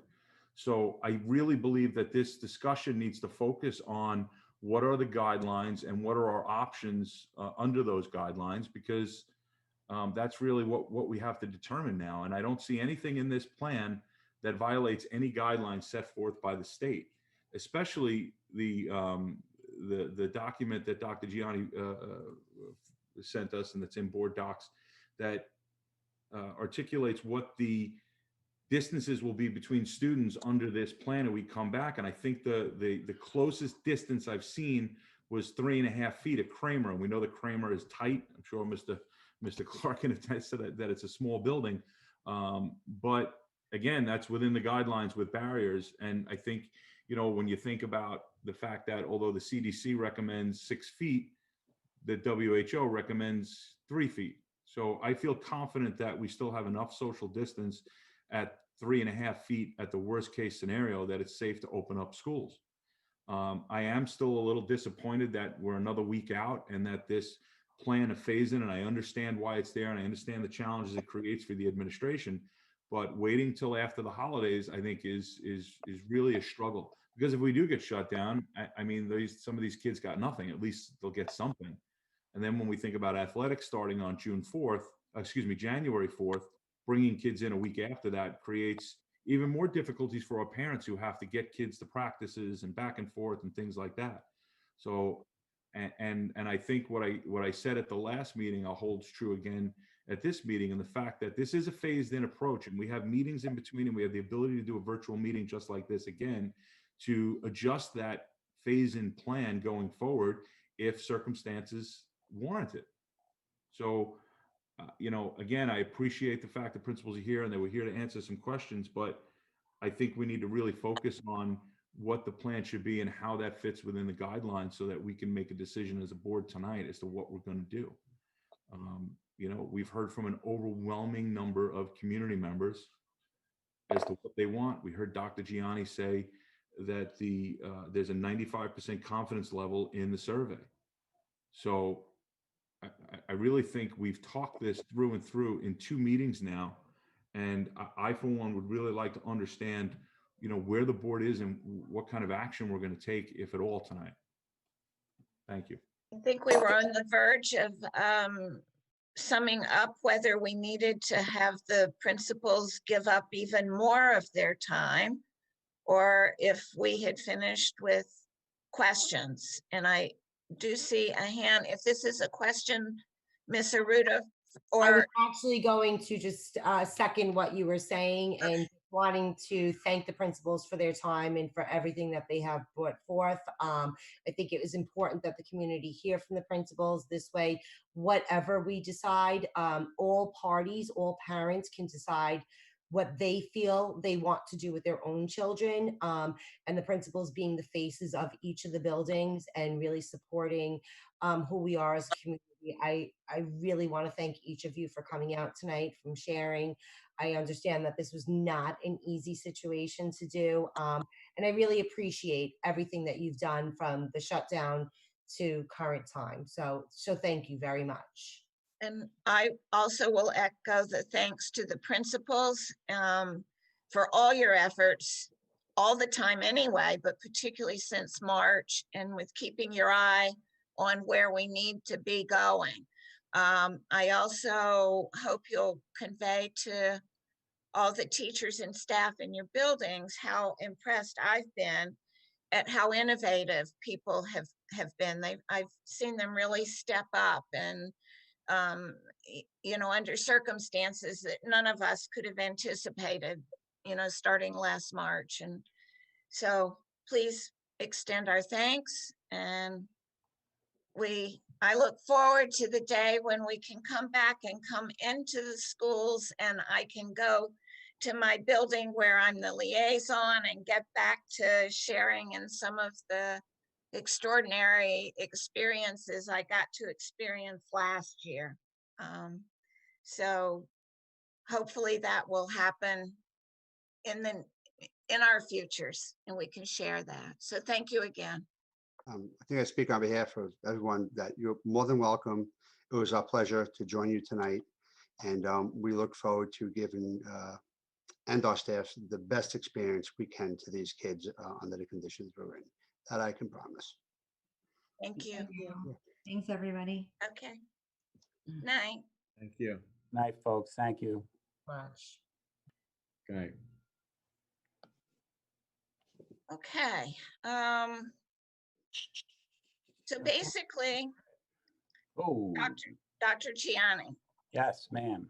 we're in a situation where either we continue with the hybrid that we've been under, Yes. or we adopt one of your proposed reopening plans. And so I think we should go around and let each board member give their reaction to option 1 and option 2, or remain hybrid, because that seems to me to be the only option that we have right now. Does anybody want to talk first? You mind if I go first? I do not mind. So first, I guess before I consider option 1 or option 2, there were just a couple of things that I wanted to happen before we start to bring more kids back. And one of those was the storage containers, which Dr. Johnny said that we have some coming. The remote teacher, which we couldn't get until the 16th of November. You also talked about the elementary lunch and having to be in the classrooms, just because of we don't want to mix the cohorts. And that's not something that I had thought of at the last meeting, is if we have them in a bigger space, they would be mixed. And I guess my last point is the temperature machines. I think that if we're gonna bring in more students, we need a more accurate and efficient way to take their temperature, because the machines they're not accurate. They're not accurate by far. And I think that absolutely has to be addressed before we start to bring in more kids. But then there are other things, there are smaller issues, well, not smaller issues, but other issues that I guess can be worked out as we move through these phases. And some of those are, just not having constant nurses in the building. Because I was, told a couple of times that there have been instances where there has been no nurse in the building, whether that is because they're break or they're not, they're called out or something. But I think that there needs to be regular nurses in the building. Also, I just wanted to make sure that if we consider, bringing more kids back, I don't want us to lose our fully remote option. I think that even if we're in phase 8, the last phase in your plan, I think there still needs to be a remote option there. And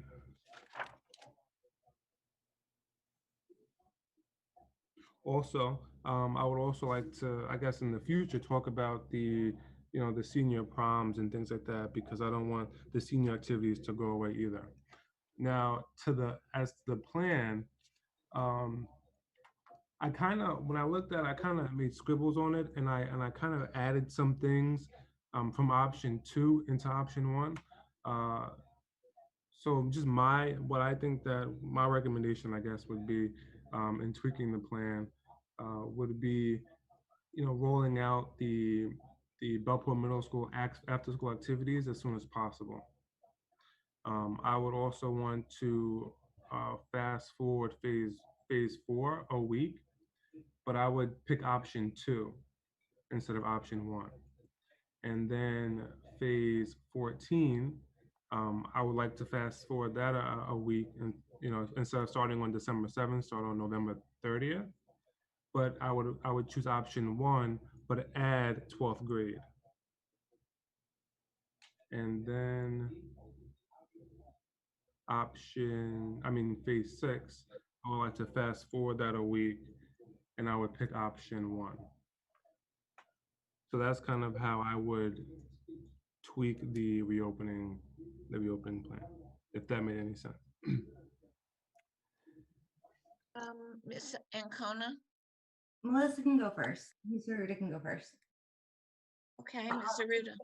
Just very quickly, I know that we did roll out the survey for the K-5 parents, if we chose to move forward, whether they would be in person or fully remote.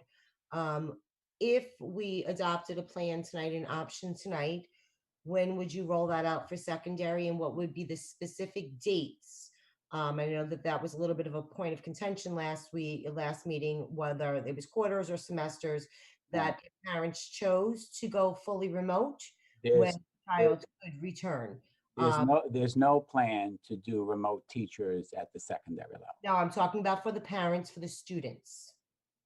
All right, so the elementary level, that's already been put into place. Right. Remote teachers are going to be assigned to remote learners on the 16th, and we plan to begin rolling that out at that time.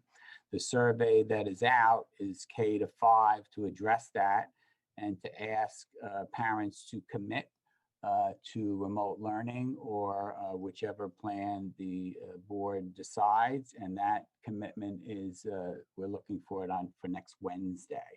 Right. So to speak to part of Mr. Trent's concern or request, we can't move remote learning up any faster because we need that data to be able to do that. And that's one of the reasons. The remote learning for the secondary is something we have to look at, and the secondary folks are preparing a similar survey to get a commitment from the secondary parents and students. And we're looking at quarterly, semesterly, right? So, which is at the end of the second quarter. Mm-hmm. And for the elementary, it's trisemesterly. Those are the commitments we're looking for. The end of the second quarter happens, the first quarter is ending right now. Right. So I think it's in the beginning of February. Friday. The end of the first quarter ends Friday. Yeah. So the commitment for the secondary will probably be pushed out a little bit, but it's semesterly, not quarterly. I think the semester goes into February. So if a parent so if we adopted this and a parent chose fully remote at the secondary level, they would not be allowed to come back in person until February. No. So we haven't addressed the secondary because there aren't remote teachers assigned. That's the issue with regard to kids moving in and out. Okay. Once we assign a class and another teacher to it, we can't have the kids moving in and out. The secondary piece still needs to be spoken about and talked about. There's nothing in this plan that is going to change or concern with secondary and commitments for remote learning. Okay, so then if this plan were, either option were adopted tonight, parents would still have the option of doing in full or doing fully remote. Correct. And the date in which if a parent chooses to go fully remote, the date in which the child could potentially return once the parent felt more comfortable will be stated to the community on that survey. Oh, absolutely. Yes, absolutely. Yep. Because I think that that's extremely important to make sure that they have those options and they know specific dates, because I know that there was some confusion with that before. And Yeah, the last I believe the elementary survey has the dates on it right now. No, I'm talking about what we talked about at the last meeting, whether they were quarterly or semesters. Yeah, we So, didn't. and that does make a difference. And I do think that it's very important that parents have that option to make that choice, especially when we talk about the holidays. If we are looking at either one of these options, they are happening before the holidays, and there may be parents that are, and not that there may be, we know that there are, because we have received communication from family members that are not comfortable returning at this time. So I think that it is extremely important that we allow the community to know that this would be an option. And I'd also like the community to have a little bit more information as to passing times. I know that Dr. Colson spoke a little bit about it. Mr. Hogan was allowed to speak a little bit about it. And also the lunchroom, because those were still gray areas. So I do think it's very important that that information be given to the community so that all parties can make a decision based upon their own individual children and what they feel is right for their child. Thank you. Ancona? Okay, so I have a list, so if you could just be patient. First of all, I'm more inclined to pick option 2 than option 1. The one problem I have with option 2 is the January 19th of 2021 date. No other school district that I know has a full return plan, and I think we could hold off on that to see what the numbers come out in the end, and that could be a to be determined date. As far as all remote option, I think that needs to maintain all year long, regardless of anything at this point. Because some parents are going to have, even if the numbers are great, you're still going to have high risk people that live with houses with students. And that option has to remain on the table all year. I'm not crazy about this semester thing being that February would be the date that the kids can come back. If the numbers are low in March and April, I would like to see them be able to come back if they want. As far as the cafeteria workers, are they our employees or are they through the vendor? They're through the vendor. Okay, so I would like to find out if they have enough substitutes, because there's a school upstate right now that may be shutting down because their cafeteria workers, an employee got exposed to COVID, and they may actually be forced to shut down DOH because of that. And I know we have to provide lunch and breakfast to the students.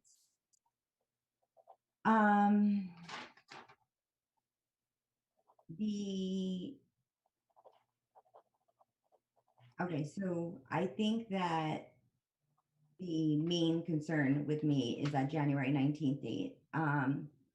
I just don't think it should be in there yet. We have plenty of time to plan for after the holidays for a full return. I think that's really rushing it, especially that we're still in flu season at that point. Hold on, I'm sorry. I already mentioned some of these things to Mr. Hogan, so I just wanted to.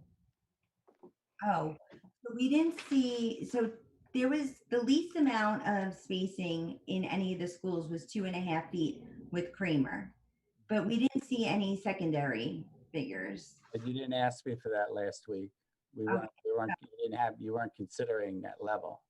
Yeah, because I thought we weren't going to be doing a secondary plan yet, but it looks like option 2 has secondary options. So, I thought, I'm sorry to interrupt, but I thought Mr. Hogan made a comment about having a decent amount of social distance, almost 6 feet in all the classrooms anyway. Did I hear him correctly? Yes. No, Yeah, he but did. I think that, or that is regard to bringing the in-need students back. We can do it. But once we start bringing the grade levels back, we're going to be moving inside the 6 feet. Gotcha. And I do want to just clarify one thing because it came, I don't mean to interrupt Gina, but the 2.5 feet was if we did not have a remote option, correct? That's if everybody's back, yes. That's if everybody's back without a remote option. With a remote option, which we're not planning on taking away, it's 3.5 feet. I just Yeah. want to make sure I understood that. So I apologize, Mr. O'Connor. The remote option's not going away, but obviously people could not choose the remote option, meaning everybody's back. So it's 6 of one, half a dozen of the other, right? I didn't follow your comment. So if we still have the remote option, yet no one chooses the remote option, all the kids will be back. In effect, Yeah. correct. But Ms. Ancona had a very good point that because of some family circumstances and the unique vulnerabilities of some family members, there are going to be some children that can't come back for risk of exposing the family members. So that means that to provide them with education, even when you come into the 5-day-a-week in-person instruction, there needs to be something for those children. Yes, understood. You know, listen, the all remote learner piece in January 19th is TBD, right? Because I don't know where we're going to be then. I'm not comfortable with making a decision about that yet. I mean, but Ms. Ancona's point about, you know, knocking off the 19th, you can do that. The board has the authority to do that tonight. You can say approve option 2 without phase 8. I mean, that works for me. And I'm sure it will work for the community to start. Might actually make the discussion easier if we take that out, because up through phase 7, it's all phasing in all the different categories and grade levels, but at 4 days a week. Yes. And then the 5-day-a-week, according to this, would be phase 8 under option 2. So would it be easier to make a decision tonight if we just focus on up to the 4-day-a-week and then have further discussions about what to do about 5 days a week? Yes, please. It would for me. I don't necessarily have an issue with that, but we still have so much time. I don't know why it would need it. We could always, I guess I go to my comment that I said earlier tonight, and I said at the last meeting, this is a phase-in plan. We can meet and change anything at any point. So again, I have no objection to taking that off the table and discussing it at a later date, but I don't see the need either. So I'm indifferent. What it does do is give us some experience with how the phase-in system is working. Yeah, and We don't have that yet. And So, and we had Ms. Ancona and Ms. Aruda. I was going to say just the phase 8. I get that we could always do things different and change it, but I'd rather not see it and have to deal with that at this point. Like, I want to make this decision soundly, and I don't want that affecting me. The other thing I wanted to know, Dr. Gianni, is do we have before I ask this question, I just want to make it very clear to parents that seem to be a little misinformed that the hybrid model will be totally going away once we adopt this plan. And it's unfortunate, and I don't want to have to do it either, but if we have to move on from this, it's going to be gone. Like, I think it needs to be very clear, because I don't think it was clear in any of either survey that went out to the elementary or to the first survey, getting everybody's opinion. So this is no longer going to be an option once we adopt this plan. Well, I just want to clarify, because the terminology, right? Everybody thinks, I understand exactly what you're saying, but the hybrid model, it continues. The only difference is everybody's together and Wednesday is remote. So as long as you have a remote day, it is still a hybrid model. So for example, we won't need to change our plan to the state with regard to in-person hybrid, because we still will have the combination. We will have to change the plan with regard to moving inside the 6 feet piece. But I understand what you're saying. And to be clear to the parents, Yeah. if you approve this, Yeah, but, we're bringing the cohorts together for 4 days a week. I mean, yeah, but I think what Gina's point is, and I've heard it too, is that there won't be an option for some parents to send their kids to school in person for 2 days. It's either 4 days That's or correct. Right. That's what needs to be Once you wake clarified. up, you're not home anymore those other days, except Wednesday.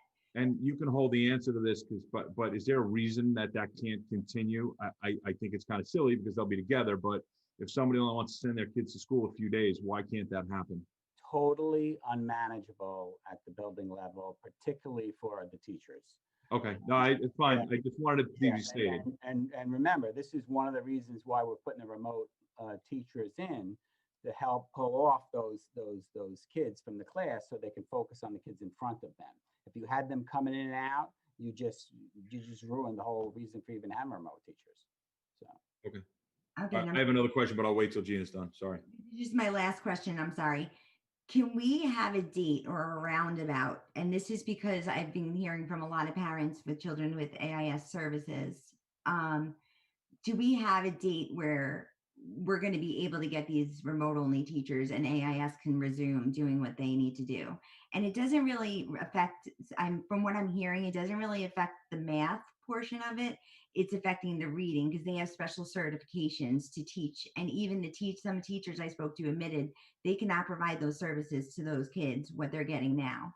Yeah. So do you have a date of when this will come? No, I don't have a date, unfortunately, because there's a lot of moving parts with regard to it. First, we do have to come to an agreement with the teachers union with regard to replacing them. Secondly, we don't know how many we even need right now. So the survey may reflect that we only need 1 per grade level and we're planning for 2. If we need 1 per grade level, those services will be able to be provided. Certainly we'll have to make some decisions on where they go first, but they would still be able to be provided.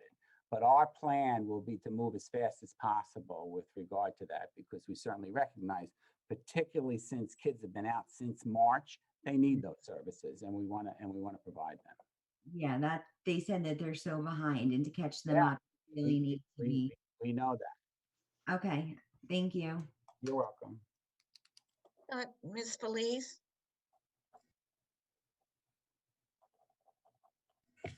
Thank you. So can we also clarify the, if a family picks remote or picks being in class, how can they switch back if they need to? They would need to contact the principal, but we are asking them to make a commitment for the semester. So they wouldn't be able to change mid-semester. It's not going to be boom, boom. Obviously, listen, we look at everything individually, right? So if there are circumstances that warrant it and could be able to happen, we would accommodate that request. But right now, by bringing the kids in and having closer quarters, it's more difficult to be able to just allow kids to move in and out. We won't have the space that we currently have. Okay. No, I understand that. And I would appeal to the board to appeal to you to allow that accommodation, because this is so new and so uncharted territory that parents may think that one way will work and then find that it doesn't. So to lock them into a decision that may cause more frustration, I think would be harmful. And then I also think I went through the surveys again, the emails again, and listed out some of the issues that were troublesome with the hybrid method. And I don't want to belabor that here now, but, and you've identified, a lot of it already, but maybe I'll quickly jot it down and email it to the rest of the board. But the parent portal has seemed to be a complaint. The technology has seemed to be an issue. Chromebooks are unable to email teachers through Chromebooks. Is that a fact? The parents, yeah, you can't. Parents don't have district email accounts. Okay. But the parents can. We're encouraging parents to use Teacher Connect through the portal. And the kids One of the, and then substitute teachers, there seemed to be a number of complaints, a number of issues about substitute teachers that weren't up to speed on all the technology either. So further, bringing them behind. I see you nodding. Substitutes are an issue, we do Yeah, have perm yeah. subs in each of the buildings, but when absenteeism grows beyond the perm subs, we have our challenges. And there also seems to be a problem with the technology with the Google Classroom when a video is being shown and with assignments. So I just hope that the teachers are making those issues known to their principals so that the district can work together with them to try to resolve them. We certainly would. Yeah. Okay. And I also want to agree. I know a number of the board have spoken about the cohort issue and that outside of school, we have no control over the cohorts. But I did appreciate when Mr. Hogan spoke about moving between hallways and how quick an operation that was. And then also, I believe it was Dr. Colson who mentioned they had the 2-bell system to try to, limit the amount of people that are coming into contact with each other and passing in the hallway. So I do appreciate everything the district is doing. This is a very tough decision because it's so polarizing no matter where we go. And we want to make the right decision, and we don't want to burden the district with any undue liability. But I also just want to echo the comments that were made before. I think it was very helpful to have the principals in with the board tonight, and I appreciate being given that opportunity. Thank you. Ms. Aruda? You're muted. I know, I'm coming, I was moving it. And I'm going to say this again, that, I labor over the secondary and the elementary. We came tonight with the thought that we were going to be focusing on elementary. And given those two options, obviously we're having this discussion, we're getting some questions answered. The one thing that I ask before we make any vote is the assurance from administration that the information, just like we asked for elementary, will go out for secondary for the parents in secondary so that they can make a decision for their children. I think it's only fair to ask that the community receive the information, passing times, cafeteria, some of the same information that we've seen before, and that even be attached possibly to the survey that will go out. I think it's extremely important that they know exactly what they're signing up for, especially if we're locking individuals into a choice. Yes, I did hear you.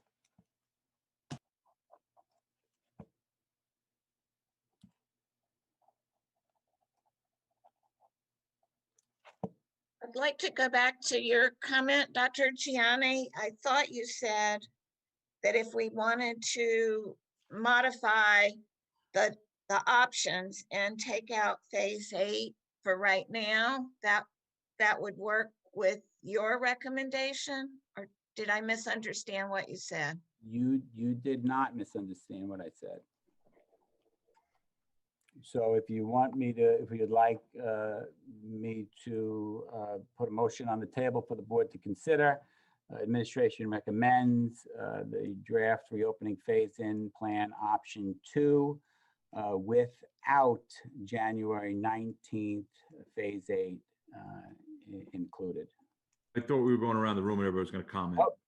Did we miss somebody again? I don't think Cameron spoke. I don't think I spoke. I He know started, I thought.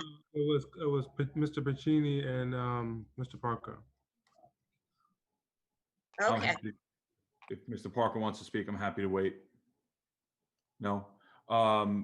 So I just wanted to state I mean, I'm okay with either option. I prefer option 1. And I do have a concern about the phase-in finishing after the holidays. I think everybody should be in at least a week before the holidays to get acclimated before January, especially at the secondary level when you consider that athletics will be starting on January 4th. And I think it creates another obstacle for parents driving kids, getting them to practice after being home, et cetera. So I just really wanted to make sure that was stated. And I did want to understand if a student is absent from school, whether they're for whatever reason. Well, let me ask it this way. Are students still going to use Chromebooks and Google Classroom while they're on the full remote option? Full remote, yes. I mean, excuse me, on the when they come back 4 days, excuse me. Obviously, Yeah. they're still going to use that because there's the fear that there will be a wider shutdown, et cetera.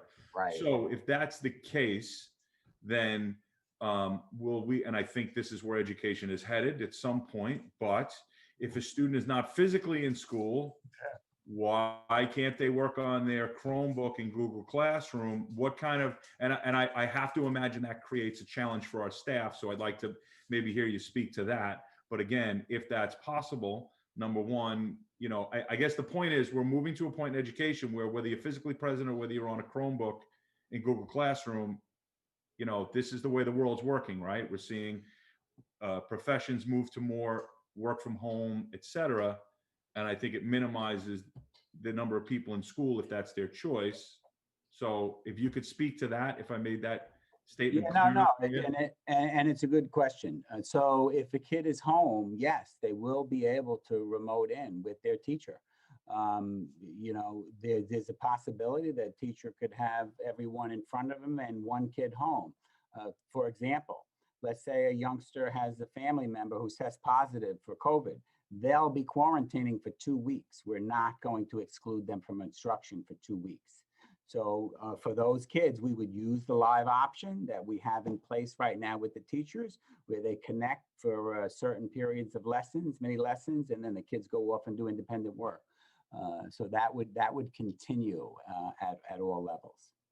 So then how would that affect our obligation to report absences to the state level?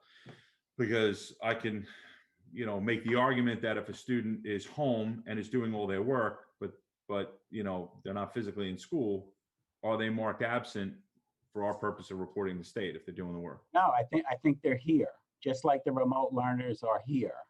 The kids at home that are sick and participating in school are present.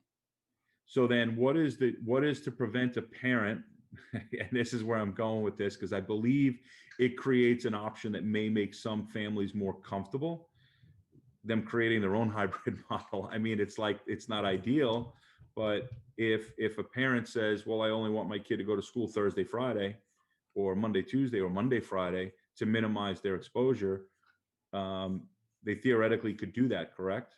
They theoretically can do that. However, once we determine that was happening, we'd have to address it with the parent, because that's certainly not the intent. No, and I get it's not the intent. I want to make sure that we're vetting that out, because I could honestly see that happening. And I don't necessarily know that it's a bad thing if it minimizes the number of people physically and if that makes somebody more comfortable. That's all. And I know you don't have the answers, and I know this is something that will probably come up as we move through phases, but and who knows how education transforms going forward beyond this year. I could see this being an option. And I've even heard some talk at the state level of this really the way it's going to go. But so I thought I'd mention, I understand we don't have answers, but I just wanted to get that on the record. Thanks. Mr. Trent? No, I don't have anything else when it comes to this plan. But after the vote, I guess there's a couple things that I did want to mention. All right, so I think, has everybody spoken now so that we can have Dr. Gianni make your recommendation? Okay, administration recommends the draft reopening phase-in plan option 2 up to phase 7. So that's 2 and including phase 7. Yes, up to, I'm sorry, thank you. Including phase 7, yeah. Okay. I'll make a motion. A motion by Mr. Pacini, seconded by Ms. Ancona. Any discussion or questions on this? Seeing none, all in favor? See, 1, 2, 3, I think 6 in favor, all opposed, 1 opposed. And that accounts for the 7 board members. So the reopening phase-in plan option 2, as stated by Dr. Gianni, has been approved. Can I make a comment? Up to and through January 11th. Up to, right. Ms. Hayes, can I make a comment? Sure. Thank you. I did want to take a moment now that this is, the plan has been approved, and I appreciate the administration's flexibility based on the last meeting and how the last meeting ended, but I did want to thank my fellow trustees for the amendability since the last meeting. I know it's gotten contentious over the last week or so. This is obviously an emotional topic and an emotional discussion, and and I know Ms. Parker wasn't in favor, and I thank you for your comments as well and the consideration that everybody put into this. I believe we've made a decision, while not perfect from anybody's standpoint, that puts our kids in school more, at least 4 days at some point in the future, and I think that's the best thing for our kids. So I wanted to thank everybody involved for going through this. Sometimes watching sausage get made isn't pretty, but the outcome is usually pretty good. So thank you. And Ms. Ancona? And I would like to say that I think that the way the last board meeting ended was unfortunate, being that people didn't hear that we were willing to discuss it. And I think that people flew off the handles because they didn't hear what they wanted to hear. We had various meetings and various committees over the summer for reopening plan. The phase-in shouldn't have been treated any different. When we rush decisions, that's when we make wrong decisions. And we're on this board to make sure that everybody's at the best interest. We have the best interest of everybody. And unfortunately, there's no way in this position to ever make anybody truly happy. First of all, nobody's going to be 100% happy, and we're not going to make everybody happy. So this is a more detailed and a more thought out plan. And this was done with facts, and Dr. Gianni had gotten us the information we needed. And it's going to create dialogue for any good decision that's made in this district, not just a reopening plan. And the way to go about it is not hostility and contention and the way it was done. This is the way we do things. When we all have an opinion and we all can state it and we can work around it, we can amend it. And this is why something got done tonight. And that is thankful to Dr. Gianni and this board for listening. But unfortunately, we could not make everybody happy tonight. And that's myself included. So I just want to make everybody aware of that. Thank you. Ms. Felice? Thank you, Madam Chair. And thank you, Ms. Ancona, for the comments that you made. It was an unfortunate situation that occurred because this board has always acted in any period of time that I was on it. And Mr. Pacini, you have a great deal of experience on this board and can contribute a lot to that historical knowledge. And that's where I think we can benefit and work together for the best of the community. It was quite frightening to read Facebook posts and the vile hatred that went out towards this board because we were trying to be conscientious about our decision. It affected our families, it affected our friends, and I think every one of us is on this board because we care about this community. And it wasn't a pretty situation this week, thinking that tonight we had to defend our properties against a drive-by protest that was alleged to having been put together while we were trying to discuss a topic that was very, very instrumental towards better education in this community. We have a lot of issues on our plate. We have a systemic racism that we still haven't addressed, and a whole host of issues that we really need to spend our time on, and not trying to defend our own properties and our families. And I can tell you that my family was very, very disturbed at what could have happened tonight. And I'm just glad that the community thought better and gave us the time to get the information we needed to make this decision, and allowed us the opportunity to have this discussion. And I hope we never have to experience fright like that ever again. I wanted to make a comment also that I think this is probably one of the hardest decisions that any one or all 7 of us have ever been called upon to make. There are easy decisions. If it were at all possible, we would want to go back to where we were a year ago and be proceeding, because we had there were things happening within the district where we were moving ahead and dealing with issues of diversity and disparity and trying to make everything better for everybody. And the unfortunate pandemic disrupted that, and it made a lot of the disparity and diversity issues even worse. I'm hoping that as we move forward, we can get back on track and start dealing with these other big underlying issues that need to be addressed in our district so that things really can get made even better.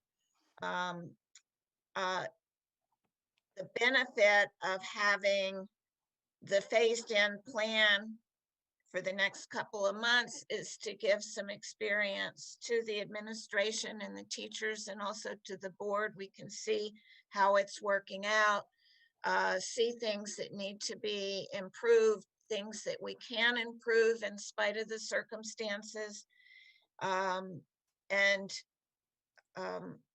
appreciate hearing all the discussion at the last meeting, as hard as it was to hear, and to hear the tone between various of us on the board. But I think it was necessary because it got out all the concerns and issues that we have ourselves and that we have heard from different people in our community. So I want to thank the administration for looking again at what had been proposed and coming up with these revised options. I thank the board for continuing to listen to all the communications that we've gotten, both officially through email and correspondence and telephone calls, as well as being aware of what Ms. Felice referred to as some other communications out in the community that are not necessarily directed to us in a constructive way. So I look forward for us to continuing to work together and to move on and to move the district forward. So thank you. I just have some comments. Okay. So I guess, Dr. Gianni, I would like to just suggest that administration consider providing N95s to the faculties who request them, being that the students are going to be, there's going to be more students in the room in elementary. They're going to be eating in the classrooms. So I think that providing the N95 mask would make some feel more comfortable. That is, Mr. Trent, that is something that is already allowable if teachers request that accommodation. My initial understanding of N95s is that it was more difficult to breathe through the N95s, and we requested any staff member that requested an N95 to provide a doctor's note that would permit them to do that. That's still in place. If someone wants that, they could request that accommodation, and we would ask for the doctor's note as well. So a doctor's note is needed if they want to get an N95? Yeah, because listen, I haven't looked at it lately, but in the initial guidance, medical field was saying that N95 is something that just everyone doesn't put on, that some folks have difficulty breathing with it. And we were requesting that to have a doctor's note to use it. And that's still a possibility. We do have N95s in stock. So Another thing that I would like administration to consider is, just more communication with the community. I think that your Facebook Live, the last one you did, Dr. Johnny, was well received. I think that the community is still hungry for information. They're hungry to see you and to be informed. So I think that you should consider communicating with them more. If it's just answering a couple questions or giving an update, uh, with a video rather than having a document go out. I think that would be, something that would help the community. And I think the last thing I would like for you to consider is just, I guess, getting rid of that 48-hour time period if someone wanted to submit um, a letter to the board or have it be read at our meeting. Since we don't have in-person meetings, Yeah, so that's fine for reading documents, if that's something that Ms. Hayes and yourself want to consider. I thought the last meeting, the board was asking for us to move back to public. So this evening in the update, you'll see I'm looking for the board's guidance with regard to what to do for November 18th. Okay. Which would alleviate that issue. Sounds good. Any further comments? Ms. Aruda?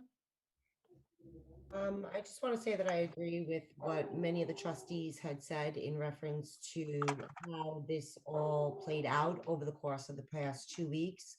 I do ask moving forward that when we have, for lack of a better term, hot topics that will involve a great deal of planning and processing and thought and discussion, that we allot enough time to have that so that we don't have the same situations that we had.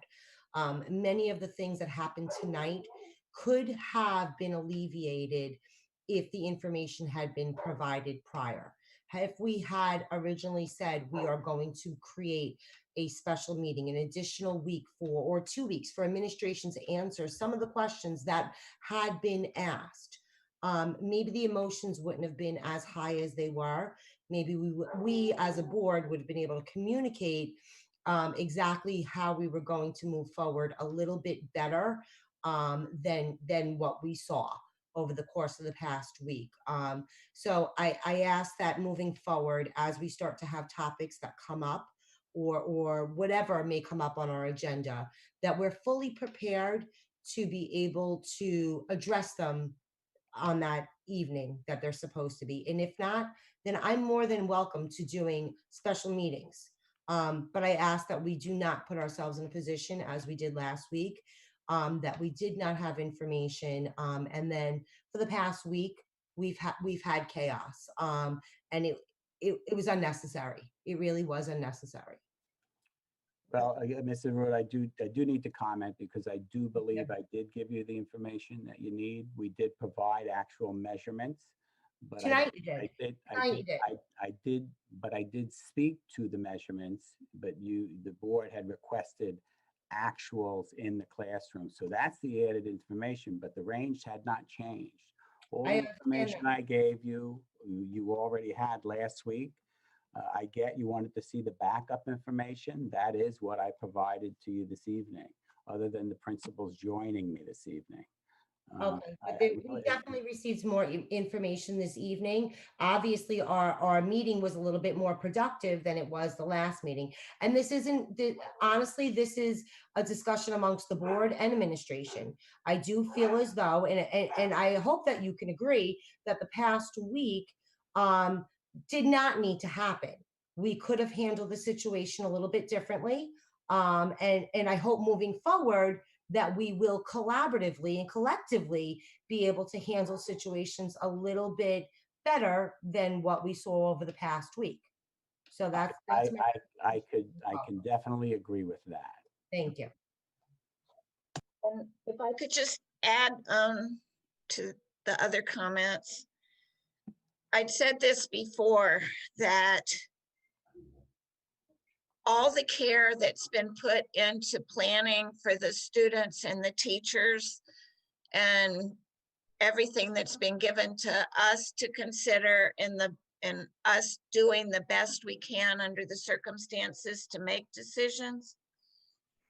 We do need the support of the community, you know, the parents, the people in the surrounding communities, because the biggest fear that's gotten expressed by both trustees and a lot of people who've communicated with us is concern about spiking of the virus and having it enter households, particularly households that are vulnerable.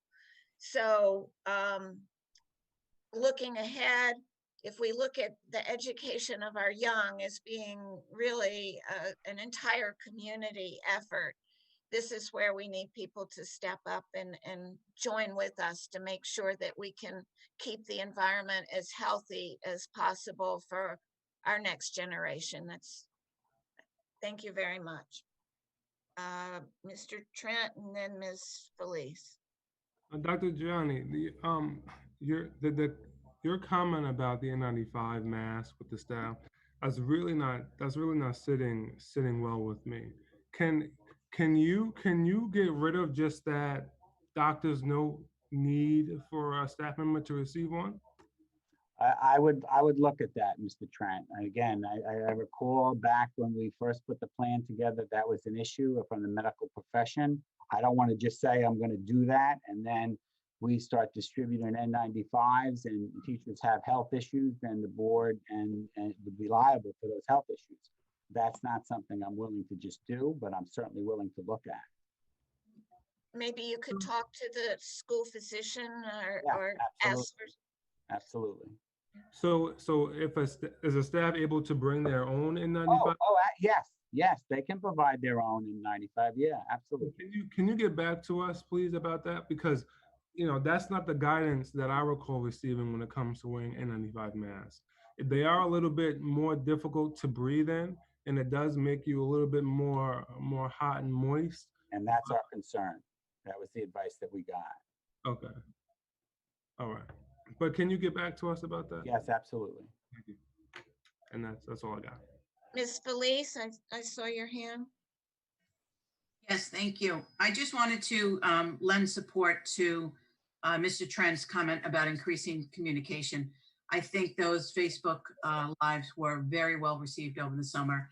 And I have received some comments that communication last year was overdone. And now it seems like it's being underutilized. So communication is going to be absolutely key. And to that point, communication, we spoke at our last meeting that when we were speaking about cohorts and we really couldn't control keeping cohorts together. We knew that parents were leaving the state and traveling perhaps with outside sports teams, that our communication in going back to a phase-in program, that we remind our parents to be vigilant and help us keep the numbers down that we have been so fortunate to do in our school district, unlike many others. That if they do travel, that they do follow the protocols that are being laid out for New York, and do their part to help us help them. Thank you. If there's nothing else, I think we need a motion for adjournment. I see Mr. Trent made the motion. Second, Ms. Ancona. No questions or discussions about that. I don't see any. So all in favor? There's Mr. Pacini, you don't want to adjourn? No, Oh, you do. Okay, so there's six in favor, and Mr. Parker, I think, is not present for the vote. I'm saying that for benefit of our clerk, who is keeping our minutes, and she does have to make a record of how the vote was. So thank you to everybody. Thank you, Dr. Gianni. Thank you again to the principals. And we're on to the next step. Thank you. Thank you Thank you, all. Madam Chair.